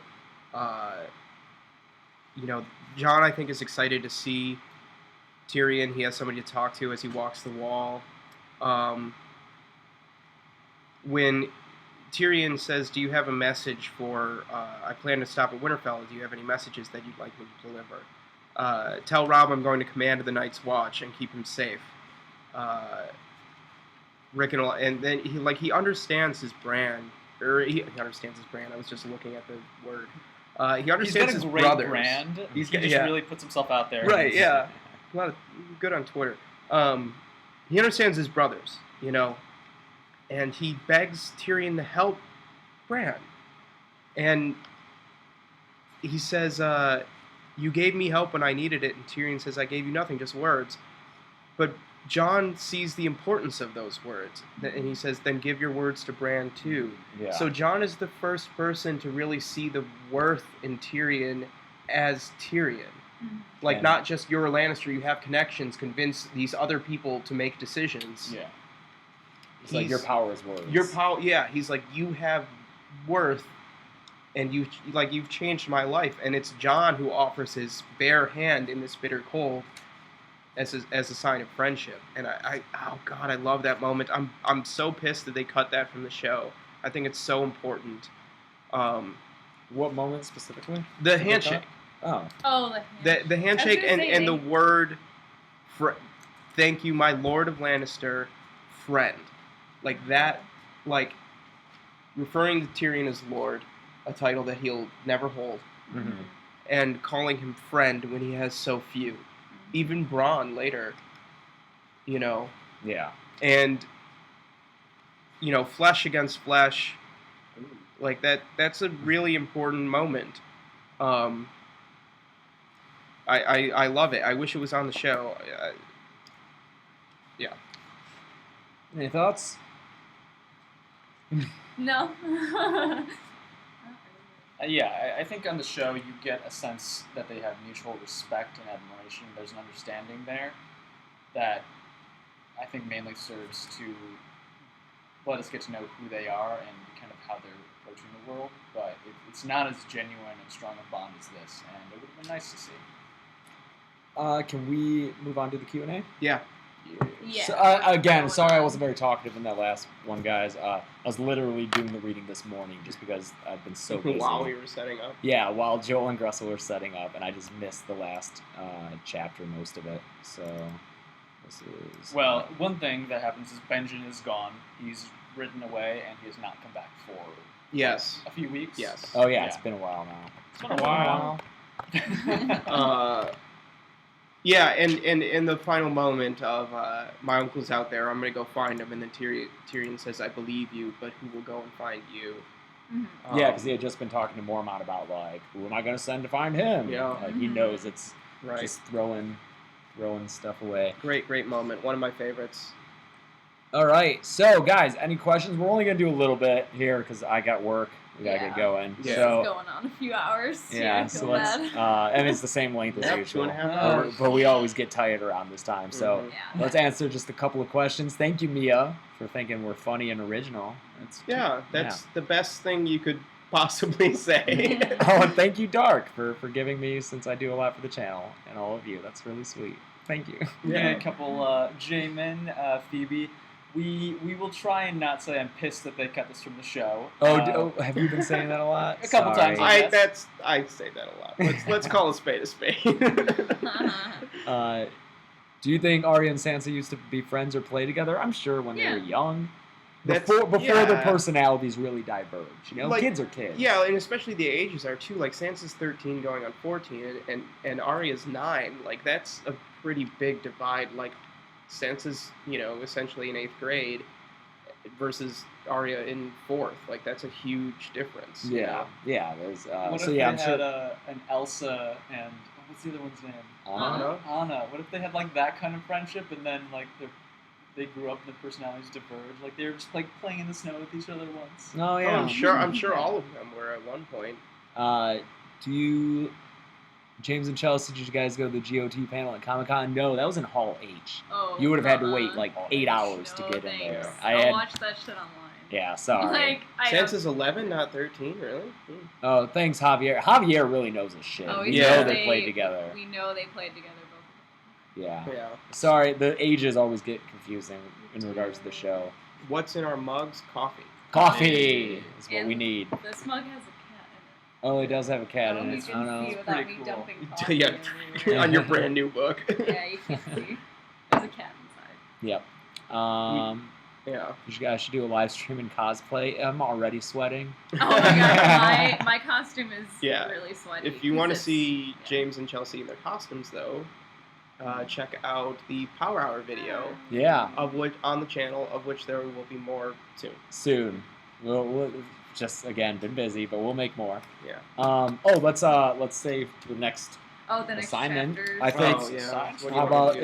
it's just under 70 pages, 68 pages. Does that sound good? Sure. Okay. That'll be Arya 2. Is this just the second Arya chapter? That's weird. She probably pops up has in a lot of other few, chapters, so that's why it seems like there have been more. Yeah. But Arya 2 up until the end of what's this guy? Eddard 6. You get so many chapters. He does get a lot of chapters. So yeah, we'll get some Arya. Okay, We'll get 'em in. revisit Daenerys. We'll Yay! see some more Bran, and then 2 Eddards and a Jon. So that's what we have to look No forward to. Tyrion. No ladies except for Daenerys And Arya. and Arya. She's Not Proper a, lady. not She's a, not not a a proper proper lady. lady. yeah. So yes, guys, just to repeat, that is Arya 2 to Eddard 6. If you have the mass market paperback, it is page 215 to 282.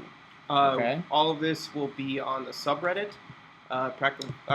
reddit.com/r/practical folks. Yes, please hit that subreddit up. We're a little lonely there, but What were those page numbers? 215. It's 215 to 282. 282. But yeah, r/practical folks on Reddit. Yeah, it'll be a chance to talk to us one-on-one. We all have our own individual accounts there, so hit us up. It'll be nice and friendly. Sam does not have any point of view chapters In a this Game of book. Thrones, yeah, but He's we're going to coming meet up. him very soon. Yeah, I was gonna say, doesn't he come up in this reading? Yeah, it's It might be I the always next forget. John Yeah, in the show, I was surprised that we didn't Yeah. have, based on the show, I was surprised we didn't have any Sam yet. Yeah. I think he's coming up. Yeah. Yeah, next it John might even chapter. be the next John chapter, yeah. Mm-hmm. Your love for the show and books is great. Comparing them. Oh, cool. Thank you, Dark. Anything else? Yeah, looking forward to hitting the subreddit during the week. Oh, that Please, subreddit. we will chat so much on that subreddit because that's Mhm. something easy to just pop on over to and leave a comment. Yeah, if you're not on Reddit, comment in the video. We check those comments all the time. I guess I'll do my plugs pitch. Okay. Oh, maybe it just won't let you send that kind of. I don't know. Whatever. Continue. Okay, so in the video description below, if you don't yet own a copy of the books, which would be kind of ridiculous at this point, but if you don't yet own a copy of the books, you can purchase them using the links in the description below. You can get the box set of the mass markets like we have. You can get a hardcover box set, the books individually, the books on audio tape. All of these are in the links below. Shop as you normally would by clicking them. There's no price increase, but we get a little bit of it if you use those links. You can also click those links and then go buy whatever else on Amazon, and that helps us out too.